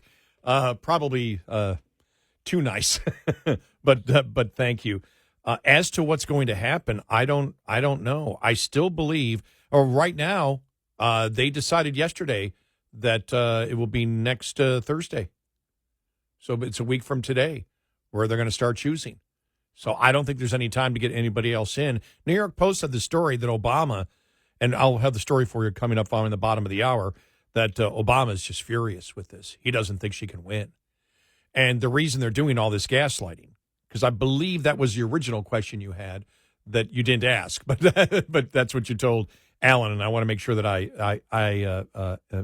answer it. Why are they gaslighting like this? Because they can't win on the issues. It's the same that it's always been. They cannot win on the issues. They can't. She can't. She doesn't. Come on. We've talked about that we're governed by people that are completely clueless. It's like when Biden was running, we can run the entire grid on solar and wind. Completely clueless. These aren't engineers. These aren't scientists. They have no idea. They set a narrative because it sounds good to them. We're dealing with children. Kamala Harris is a child. Liberals are children. They lack critical thinking skills. That's why they can say, with all the passion that they do, that, yep, a man can be a woman because a man says so, and then a man becomes a biological woman. Oh, yep. You don't agree with that? You're transphobic. You're a phobic something. No, you're an idiot. You're a complete idiot. She's not. Liberals, I'm sorry, they're not critical thinkers. They don't know how the world runs. You know, Biden, he doesn't. Say what you want about Trump. He's been in business his entire life. These people aren't business people. They don't know how industry works. They don't know how science works. They don't know about anything about engineering. They're completely clueless. So they've got to gaslight. But I'll have that New York Post story coming up. But I think this is, I don't see how they change. I thought there would be a bigger bump in the polls for Harris, just based on the momentum of all the hype that you've seen. And again, I don't like looking at polls this early, but Trump still leads. And if Trump still leads after this honeymoon period, major problems. But there's also what really sits at the bottom of my heart and soul, that think about where they stand, where the Democrats stand on so many issues, and they still roughly have 45% of the country that supports defunding the police, in the absurd belief that men can be women if men choose to be women. Because they think so, they become biological women. Think about the racism and the anti-Semitism and the Jew hatred and the pro-terrorist philosophy of the Democrat Party. They accept all of that. That's the scary part of this. A significant portion of this country, in my opinion, is insane.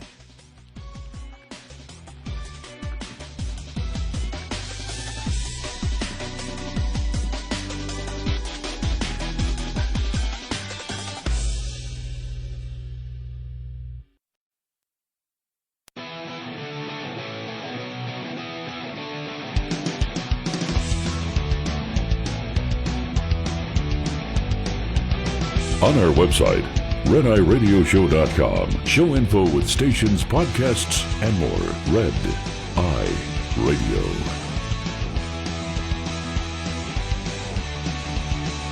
And I'm Gary McNamara. Eric should be here, but he's sick. He's still got COVID. Hopefully, well, if he's not back for tomorrow's show, hopefully for Monday, I think he'll be. If I talk to him tomorrow, I might say, why don't you take, just to make sure you're okay. But knowing him, if he's okay, if the temperature's down and he tests negative, he'll be in, because I know he's going crazy right now. I wanted to find what article was it telling about the Obama story that was that the New York Post had. Let me just see here. Just realized I wanted to have it for the next caller, or for the last caller. Last caller was asking, is this it? Is this going to be it? For them is, can they change before this? Well, the New York Post had a story. Obama does not believe Kamala Harris can beat Trump, which is why he has not endorsed her. And when the story came out the other day, the source story that said that he was threatened with the 25th Amendment, I haven't seen anyone come out, and this is a New York Post story that said he was threatened with the 25th Amendment, that they'd kick him out of office if he didn't leave. I haven't seen anybody say that wasn't true, unless Karine Jean-Pierre did yesterday, and I missed that. Excuse me if she said it, but then again, she'll just lie outright. It doesn't matter. The only thing that I haven't heard any update on, and again, things are so fluid here probably, that there was the other source that told the New York Post, and I've not seen an update to this story, and that is that the delegates were being encouraged to switch their votes to Mark Kelly at the convention.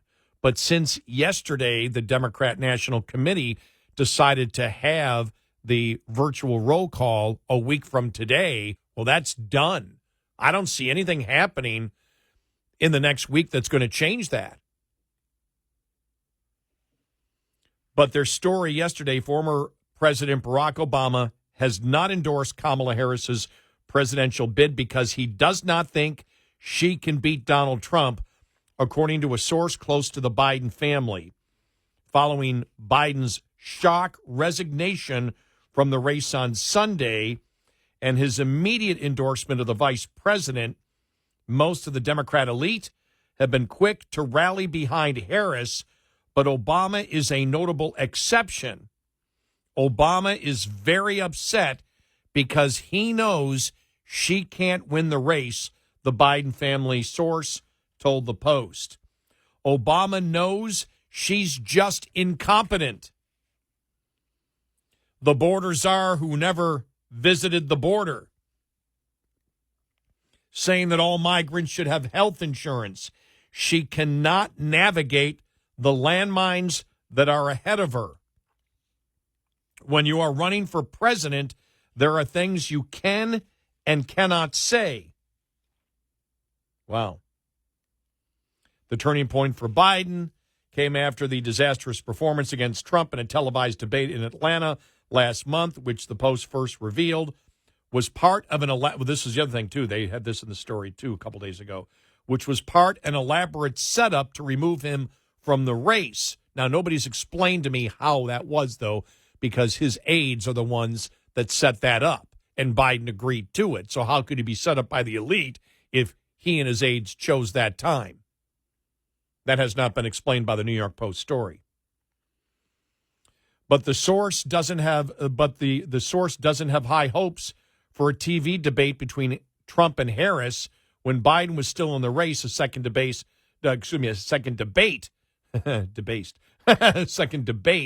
was scheduled for September 10th. Wait until the debate. She can't debate. She's going to put her foot in her mouth about Israel, Palestine, Ukraine. She's going to say something really stupid, the source said. Obama knew this was going to happen. Joe knew this was going to happen. Now she's going to have to answer real questions. The White House did not respond to the Post request for comment on this story. And the story the other day, I have not heard any response from the White House, unless Karine Jean-Pierre was asked about it yesterday. I did not see that in any of the transcript I read, or I didn't watch the entire thing, her entire press conference. It can only handle so much of the gaslighting. But I didn't see that anywhere where that question was asked. According to the source, Obama's hope was to get Biden out of the way, and an article written by George Clooney in the New York Times asking him to step aside was part of that plan. However, the higher-ups in the Democratic Party did not count on Biden endorsing Harris right away, and Obama was shocked when Joe endorsed her, according to the insider. After Biden's ouster, Obama, who did not return a request for comment on Wednesday, wanted Arizona Senator and former astronaut Mark Kelly at the top of the ticket, which might have been where that story came from the previous New York Post story that said the delegates were being encouraged at the convention to support Mark Kelly and not Kamala Harris. But again, with the DNC coming out and again saying that virtual roll call will start a week from today, I don't see anything else happening here. Obama is furious that things have not gone his way, which is why he is not joining in the Democratic Party's support of Harris, the Biden source added. Another well-placed Democratic source said Obama being surprised by a smart political decision actually makes sense when coupled with his personal inability to see politics behind his singular immediate interest. Obama always thinks he is the smartest and coolest guy in the room. He's friends with George Clooney, after all.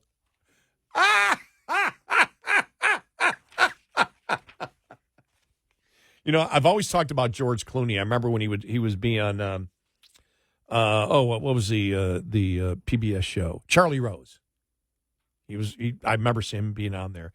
And I've always thought Clooney is the kind of guy who you look at him, the image that he has, he's an actor, and you see that image that he has where he, comes across as thoughtful and everything else.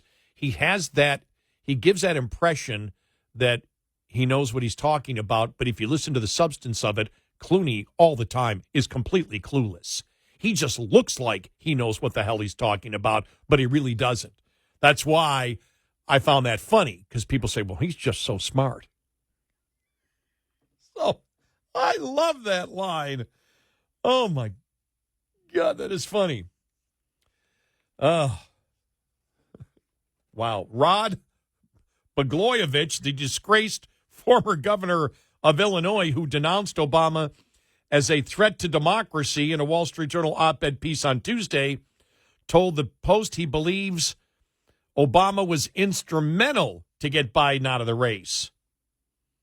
The former Democrat who is now supporting Trump was governor of Illinois when Obama became a state senator in 2006.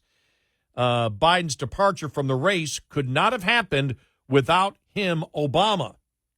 Without Obama, Biden is still the Democratic nominee.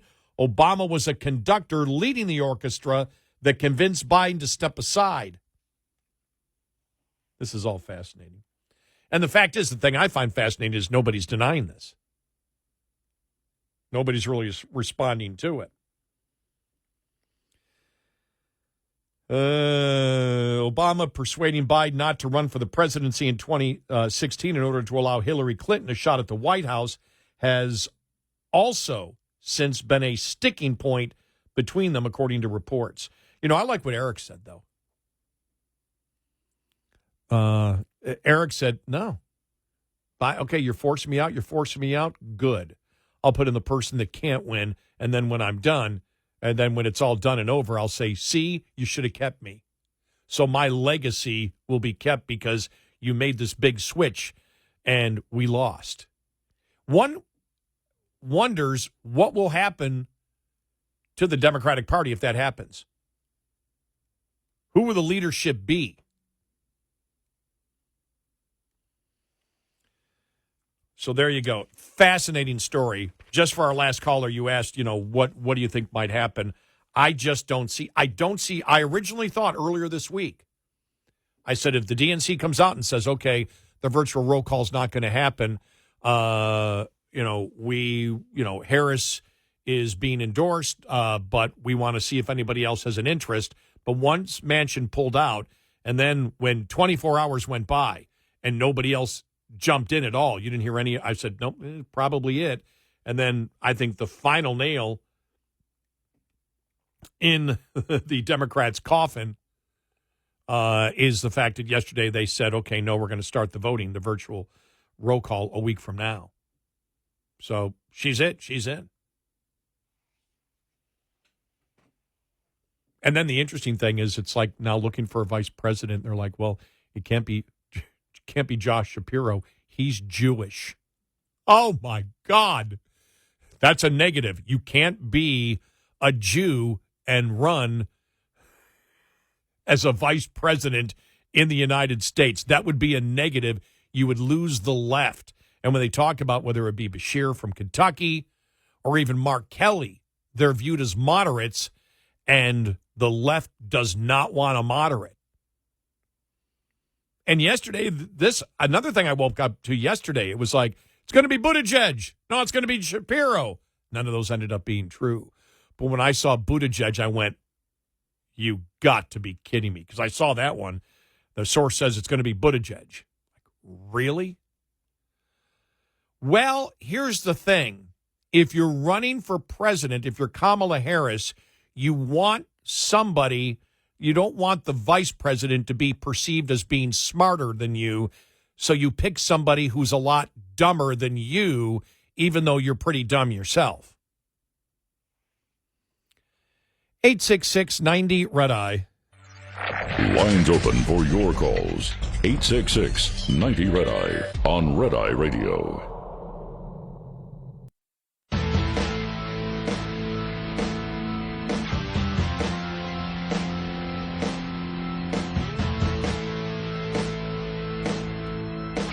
It's Red Eye Radio. I'm Gary McNamara. Hopefully Eric is back tomorrow. We'll see. Been suffering from COVID. All right, so when we look at the president's speech last night in Korean Jean-Pierre, nothing's wrong with the president. He's as energetic as ever. He could serve another 4 years without any problem whatsoever. Americans love everything that he did legislatively. He had so many incredible, great accomplishments, which made him one of the greatest presidents of not only this century, but the last 50 years and maybe in the history of the United States. But he is leaving in order to give the presidency. She hasn't earned it. Give the presidency to the vice president who has been viewed by Democrats over the last 4 years, or the last 3 years, 3.5 years, as the biggest drag on the Biden economy, or the Biden presidency. Does it make sense? Democrats?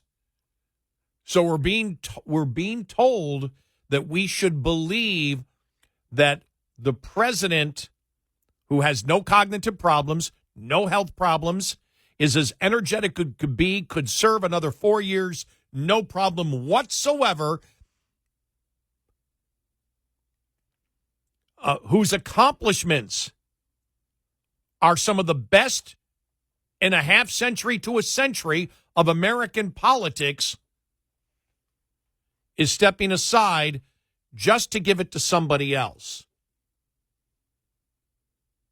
That's the kind of gaslighting that exists, right? And if you don't believe it, what's wrong with you? There's nothing wrong with it. Everything's great. Which then, you know what they're saying? The Democrats are admitting. The White House is admitting. This is the thing. They don't even realize the message they're sending out. But now, most Democrats don't care. Most Democrats don't care about the democratic process. The weird thing is Black Lives Matter did, because they put out a thing yesterday, the first time ever I've agreed with Black Lives Matter, who said, where's the democratic process here?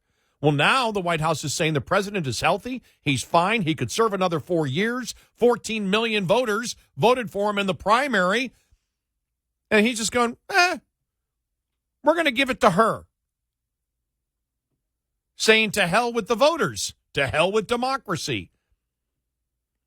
Now when that's brought up again, that's when Republicans should respond. Democracy, they're saying nothing's wrong with the president. Then he just wants to hand it over to her. That's not democracy.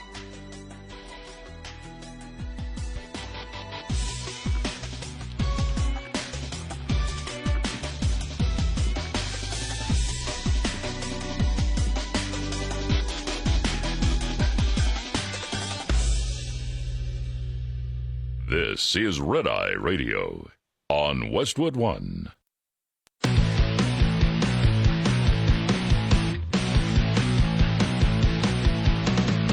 Now, it's Red Eye Radio. Gary McNamara and Eric Harley talk about everything from politics to social issues and news of the day. Whether you're up late or you're just starting your day, welcome to the show. From the Uniden America Studios, this is Red Eye Radio. All across the USA and around the planet, we are Red Eye Radio. I'm Gary McNamara. Eric has the morning off because he's still sick. I just saw this one here from the National Review blog. I didn't even see this. This is Jennifer Rubin, who is what writes for the Washington Post. She's liberal. Used to claim she was conservative. I was just looking at, because I haven't heard from her in a while. She's been quiet, at least for a while, or I just haven't noticed her. But she claims she gave up being a conservative because of Trump. Not just a Republican, but a conservative, according to Wikipedia. Now, I don't know if that's correct, but if it is correct, Wikipedia does have errors. But that would be pretty stupid because you don't give up your political ideology because of someone. You may reject someone, but you don't give up your political ideology. But she apparently, she wrote yesterday, her name is Harris or Vice President Harris. News reports calling her Kamala may not be intentionally disrespectful or demeaning, but that is how she is being treated. It's wrong. She had that on Twitter. And then the fact-checking began. Readers add context on X, as you can do. Jennifer Rubin referred to Kamala Harris as Kamala multiple times 2 days ago. I'm telling you, these people are so freaking lost. They don't even know what they did 10 minutes ago. I remember when, and this had to be really probably, I don't know, 2007, 2008, 2009, 2010, somewhere in that area, where, YouTube was just going gangbusters. And we were amazed the number of politicians, and Eric actually coined this. He said, politicians don't realize the internet now exists. And you can find their contradictions. Well, it's going on right now where she wrote that saying, it's wrong to call her Kamala. Well, you were 2 days ago. It's like, what the hell?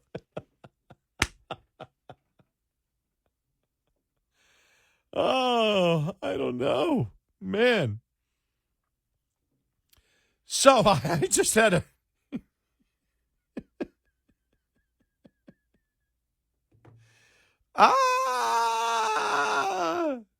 Do you wonder sometimes how Eric and I keep our sanity?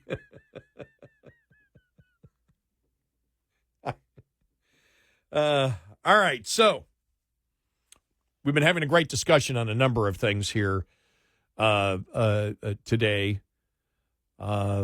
We've talked czars, and we've come to the conclusion that Kamala Harris was not a Russian leader before 1917. We've explained the whole thing on DEI. Now, we still have not been able to get from any Democrat why saying that Kamala Harris is a DEI hire is a racist thing to say when Biden made the argument she's a DEI hire. And if DEI hires are good, why is saying that she's a DEI hire when Biden made it clear that she was? Why is it wrong to do so?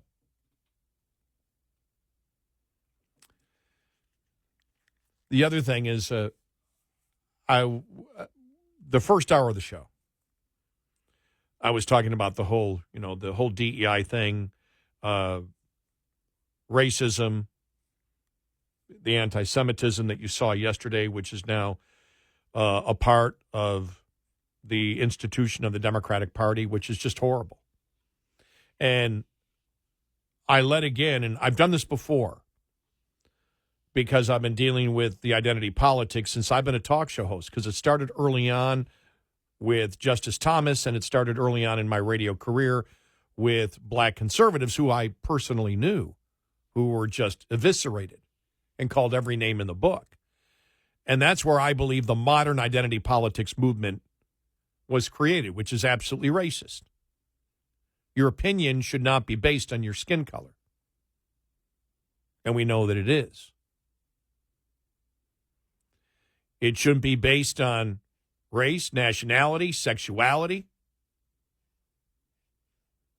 You should judge somebody's political opinion and where they should stand politically on the substance of their argument.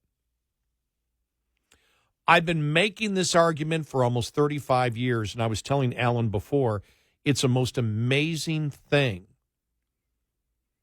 Because one of the questions that we get all the time is, man, you guys must just hear it from the left. We don't. We don't. We used to We will, when we get a new listener who does not know how we debate, we'll get that once in a while, especially around election time. But the fact is, I've received a couple of trolls just go, well, they're not racist, you're a racist. But I've never had anyone articulate why our opinion on identity politics and how that is proof of the racism, of the institutionalized and systemic racism of the Democratic Party, how that's the evidence that it exists. And what you're seeing now with the anti-Semitism, the Jew hatred, the pro-terrorist, pro-genocide narrative of many Democrats out there is simply an extension of the modern identity politics movement that they've been practicing for roughly the last 35 years. I've never had anyone attempt to tell me that I was wrong on that and lay out why I was wrong. 35 years of saying it.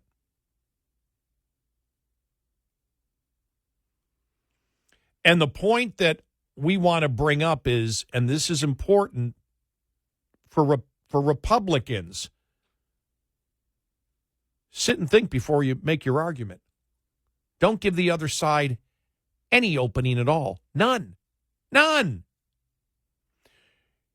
If you know you're right on the issues and you know you're moral, then don't do anything that will give the opposition any chance to make any kind of argument about what your beliefs are. Be absolutely crystal clear and you win every time. Because that's the thing that really blows people away when I tell, because I probably get that question more than anything. Man, the hate mail that you might know, basically what you get is when you're in talk radio, I don't care whether you're on the national level or local level, probably about 200 trolls is what you get. And once you realize they have no interest in actually discussing or debating your point, you realize there is nobody out there really, if you make the coherent argument based on the facts and what actually exists, your observations are based on what's out there, you realize you really get no one on the left who can debate you at all. And that's the one thing that surprises people constantly, is you guys get bashed. I mean, the left went, no, we don't hear anything. It's really to the point where we hear nothing from the left.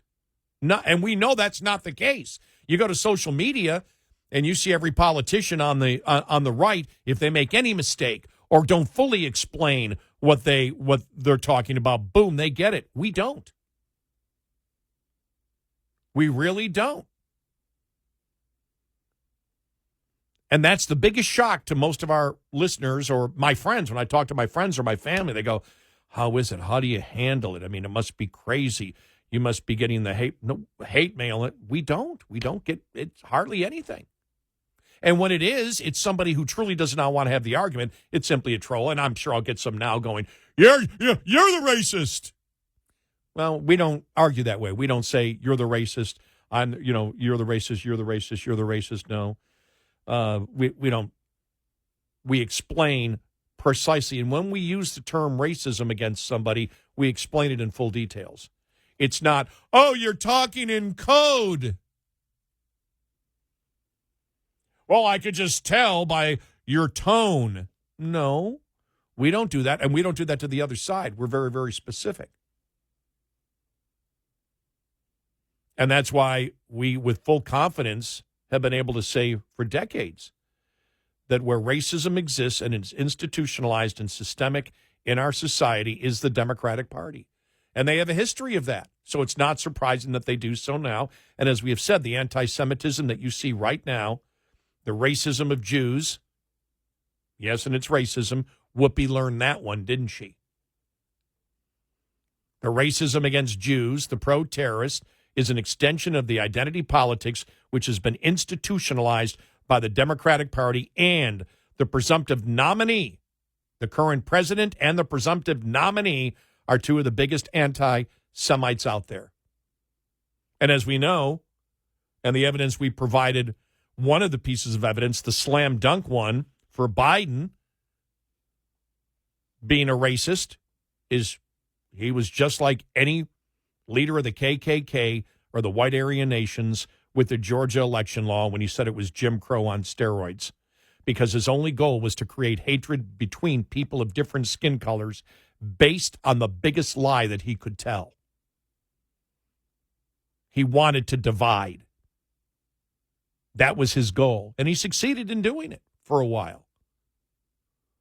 But understand where racism exists in this country, it is institutionalized, it is systemic, and it's squarely inside the mainstream of the Democratic Party.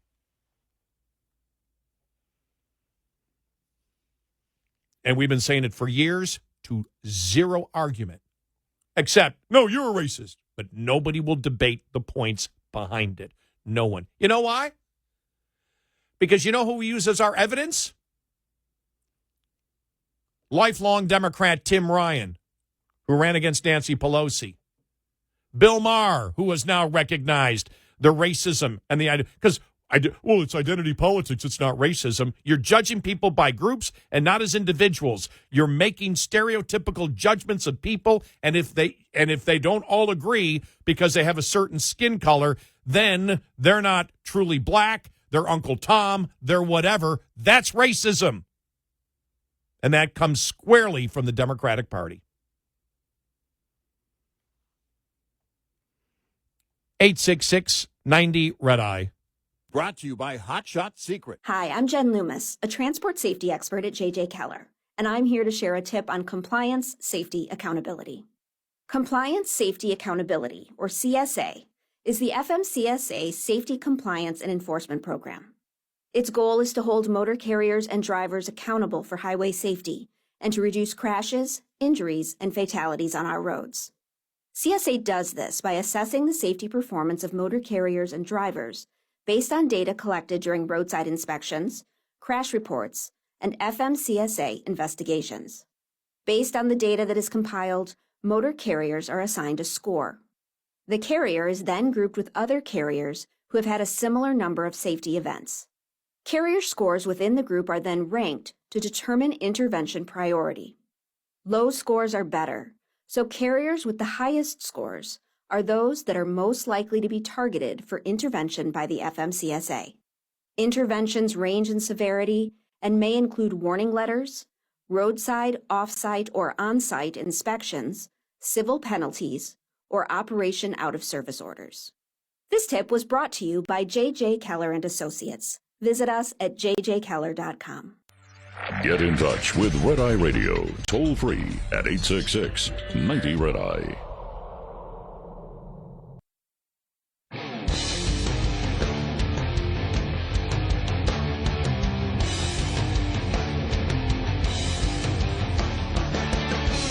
It's Red Eye Radio. He's Eric Harley. He's out. Hopefully back soon. I'm Gary McNamara. I'm here. Let's go to Jason in Texas. Jason, welcome. You're on Red Eye Radio. Hi. Yes, sir. You are putting on a broadcasting clinic in the solo chair. Let me just say this. These people are completely clueless. Nothing they say makes any sense. Biden was talking about democracy, but yet they're just blindly handing the nomination to Kamala Harris, so there's nothing democratic about that. And as far as a running mate, they have to find someone who compliments her, who talks and says nothing, but can't be someone who is viewed as smarter than her. And since they think that Texas is in play, my only thing that I can come up with is her running mate is going to be Beto O'Rourke. Oh, man. I keep thinking of the song Skater Boy. They're going. I keep thinking the song Skater Boy when you bring up Beto O'Rourke. Yeah, that's transphobic, sir. Great show. Have a great night, sir.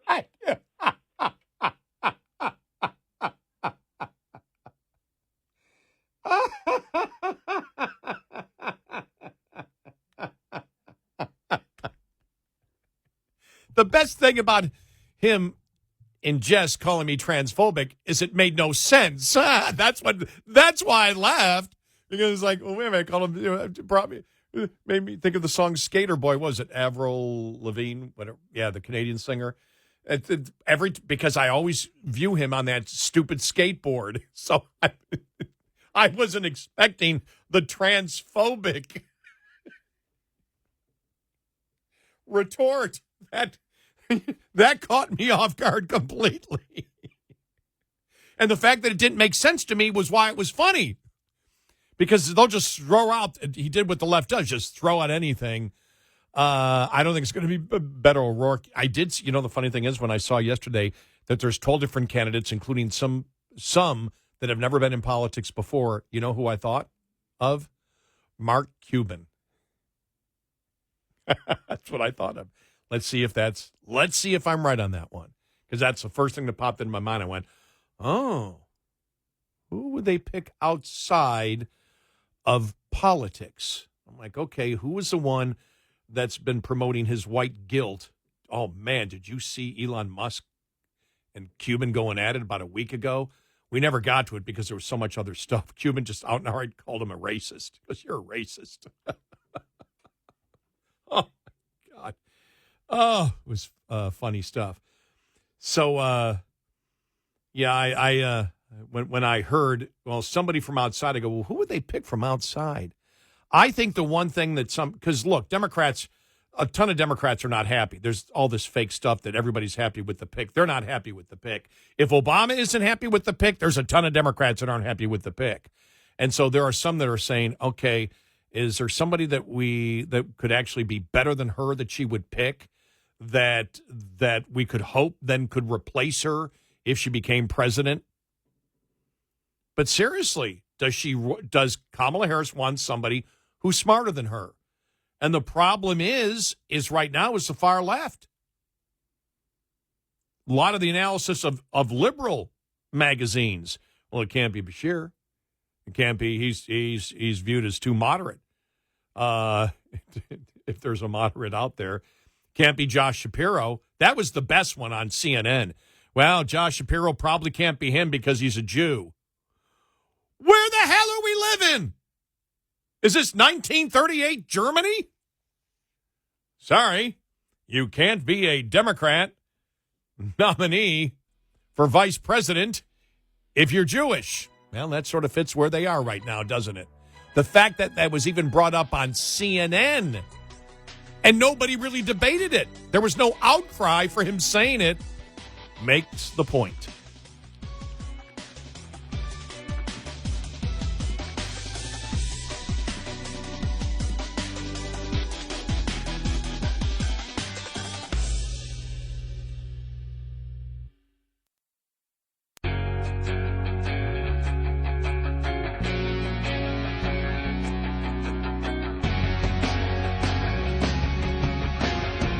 You're listening to Red Eye Radio from the Uniden America Studios. And I'm Gary McNamara. Eric is still out sick. We want him back. I miss him. You miss him. We all miss him. My cat misses him. You had to pay attention to Twitter yesterday to see that one. Or X, excuse me. We've been talking about polls here, and the majority of the polls showed Trump still in the lead. I did expect a bigger bump than what I've seen in the polls so far. But as I said yesterday, Eric and I, as we get closer to the election, because I don't think we're really going to know where we stand until probably you get to middle of September, month after the Democratic convention, when she's actually vetted some and people actually understand who she is, even though I'm amazed by the number of... They had swing voters on MSNBC yesterday, and it was fascinating. The swing voters that looked at her and said, she's clueless. And that was on MSNBC, and I'm like, wow. But one of the things we talked about on the polls was that we'll make sure that we start looking at the actual political demographics of different polls out there. And I just want to give you an example of what I mean by that. And looking at the polls from the last 2 days, only one shows Harris in the lead by 2 points, okay? And it gets a ton of publicity. But again, as we all know, who you interview and, you know, who you interview and who you use in the poll matters. So the Reuters poll that came out, the Ipsos Reuters poll, showed Harris ahead by 2. All right. The number of Democrat interviews they did, 426.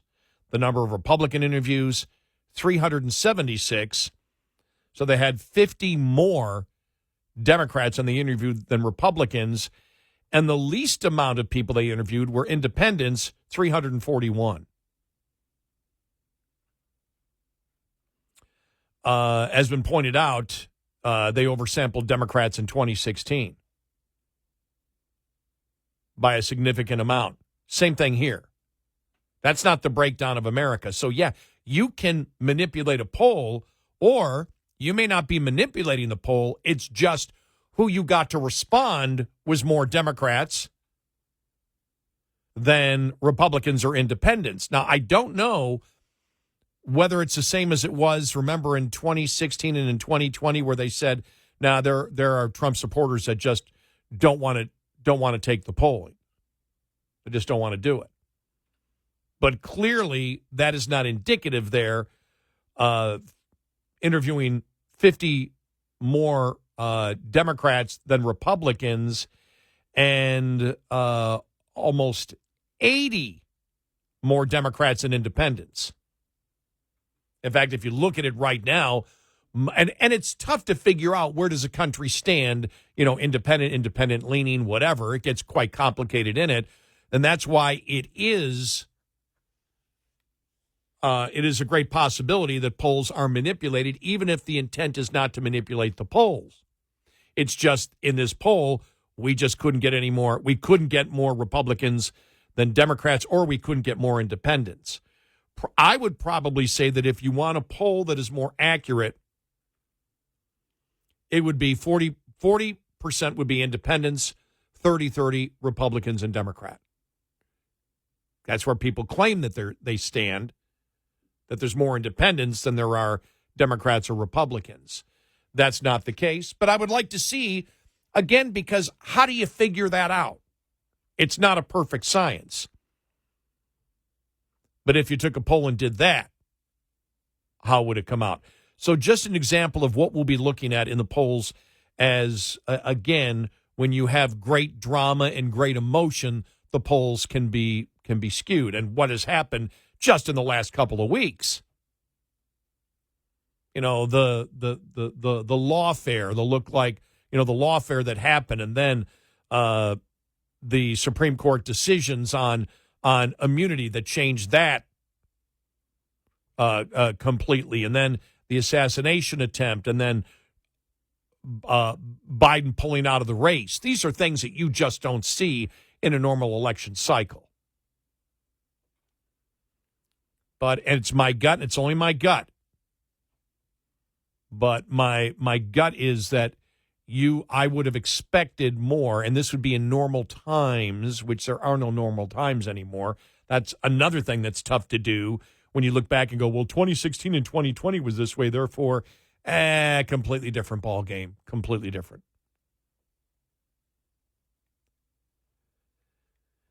But my gut just tells me that I expected that I would see a bigger bump for Harris. There is increased enthusiasm, but under that enthusiasm, you see a lot of Democrats going, you got to be kidding me. No way. And I guess leading with the Obama story, which he has not denied, and there's been 2 separate stories on Obama now in the New York Post, which he has not denied, and nobody, from what I know, has denied the New York Post stories as to what's going on.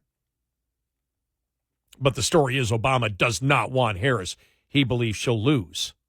Look, you can't, reality is a week ago, for the past 3.5 years, she has been viewed as a drag on Biden.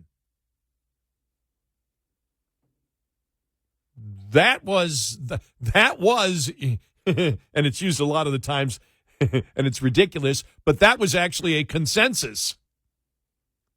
Even from Democrats, they got to get rid of her. She's a drag on the Biden ticket. And all of a sudden, magically, it's like, poof. But you can tell by everything that's been going on. You can tell by the media going crazy about the border czar thing. Why are they going crazy? Because they know how vulnerable she is. Why are they not talking issues with her? Oh, she's right on this. The only issue they've brought up, the only issue is abortion. That's it.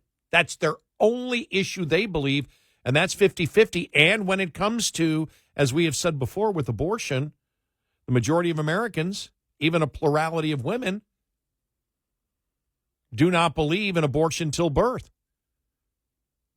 Which I believe we've been the only show to, we might not be, from what I know, though I haven't seen anyone else anywhere make this note, that on abortion, there's been a huge move towards pro-life. How do I know? Because a plurality of women, in the latest polls I've seen, don't believe in abortion till birth, which means the majority of Americans now believe that a fetus becomes a human being inside the womb. That takes away a huge argument, which is, it's my body, I can do whatever I want. And I know because after the Dobbs decision, I've had that conversation with, I think it's now 6 or 7 pro-choice women where I asked them the same question. I said it, and they all, the same thing I've been hearing, since Roe v. Wade, which was, it's my body, I can do what I want. And my next question was, whether you believe in abortion till birth. Well, no way. No. Well, what's your point? Well, this is my point. Whatever, 15 weeks, 26 weeks, first trimester, whatever.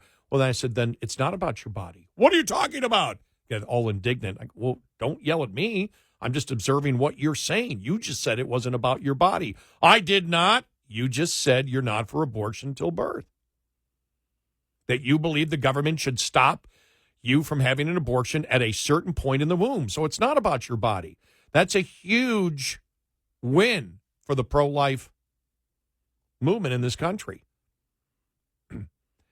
And so that's the point. Democrats still believe through the legislation that they promote in abortion till birth. That's not where the public is, but that's their number one issue.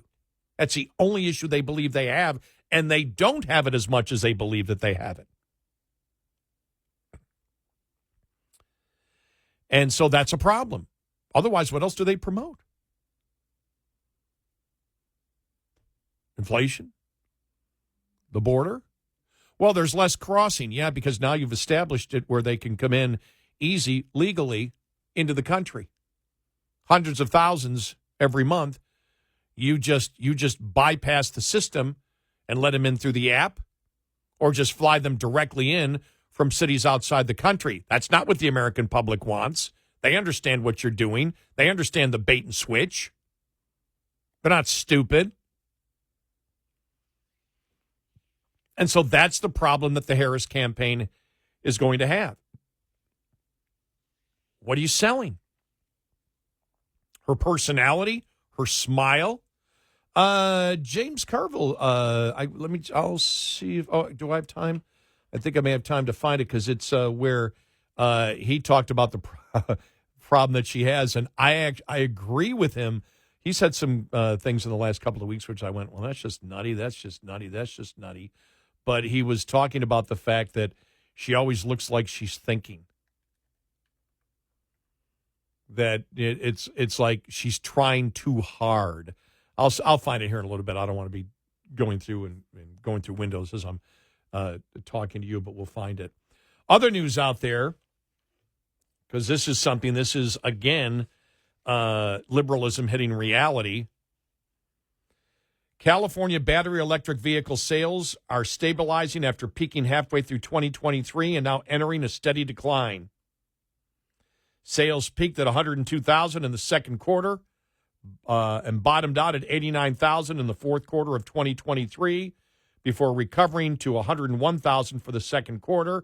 However, the market share remaining in the same steady 21% range since the start of 2023. It's unclear how the state is going to mean a new mandate of 35% of vehicle sales by model year 2026, which will start in 2025. That's California. And nowhere else are they reaching it. And so that's going to be the problem. And then it's, as we said, you're going to see a slow decrease in EV sales because you've maxed out the market of people that really want it as a second car, not a first car, because that's not the majority of people that buy electric vehicles. And they're doing it because they also get a subsidy. They get cash from the government. They get money from you to buy their second vehicle EV so they can let you know they care more about the planet. Oh, I got to find it. I thought about it a little while ago. I got to find the article. I found the headline, then it was a paywall. Article written in a liberal magazine. I forgot what this guy's, I don't know if he's a professor or whatever. We need to get rid of the Olympics. The Olympics have to go because of climate change. We have to do something serious. I'll find that coming up. 866-98-RED-EYE. We'll be right back with more Red Eye Radio with Eric Harley and Gary McNamara.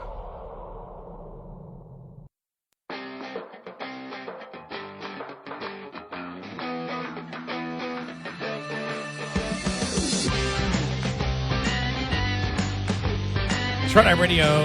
I'm Gary McNamara along with Eric Harley, who is still off. Hopefully he'll get well soon and be back in. All right, I found it, James Carville and Katie Couric. All right, discussing Kamala Harris. Here we go. Sometimes the vice president has a tendency to try too hard.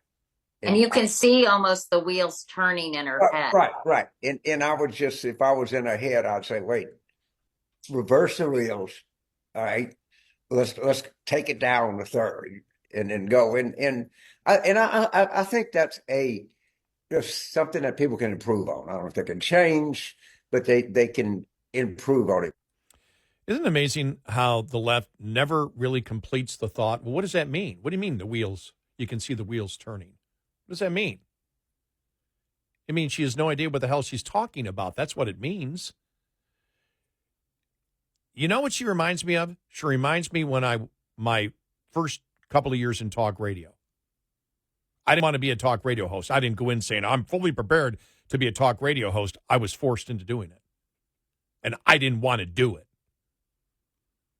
because I didn't know how to debate. I didn't know how to argue.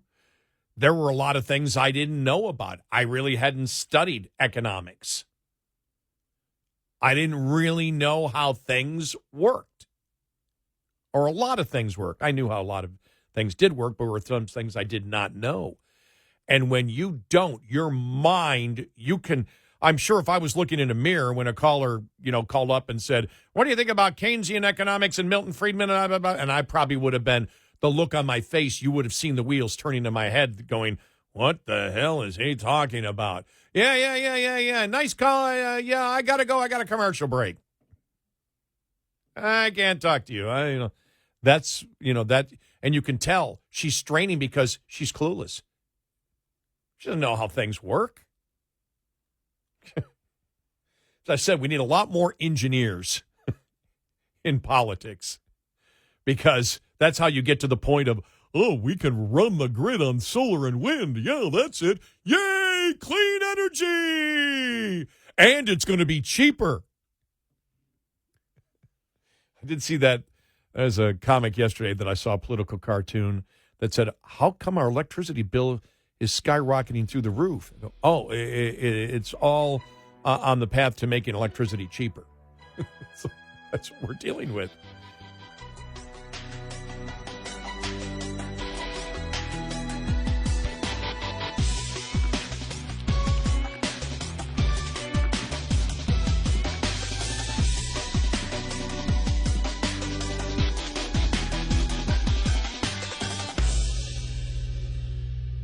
This is Red Eye Radio on Westwood One.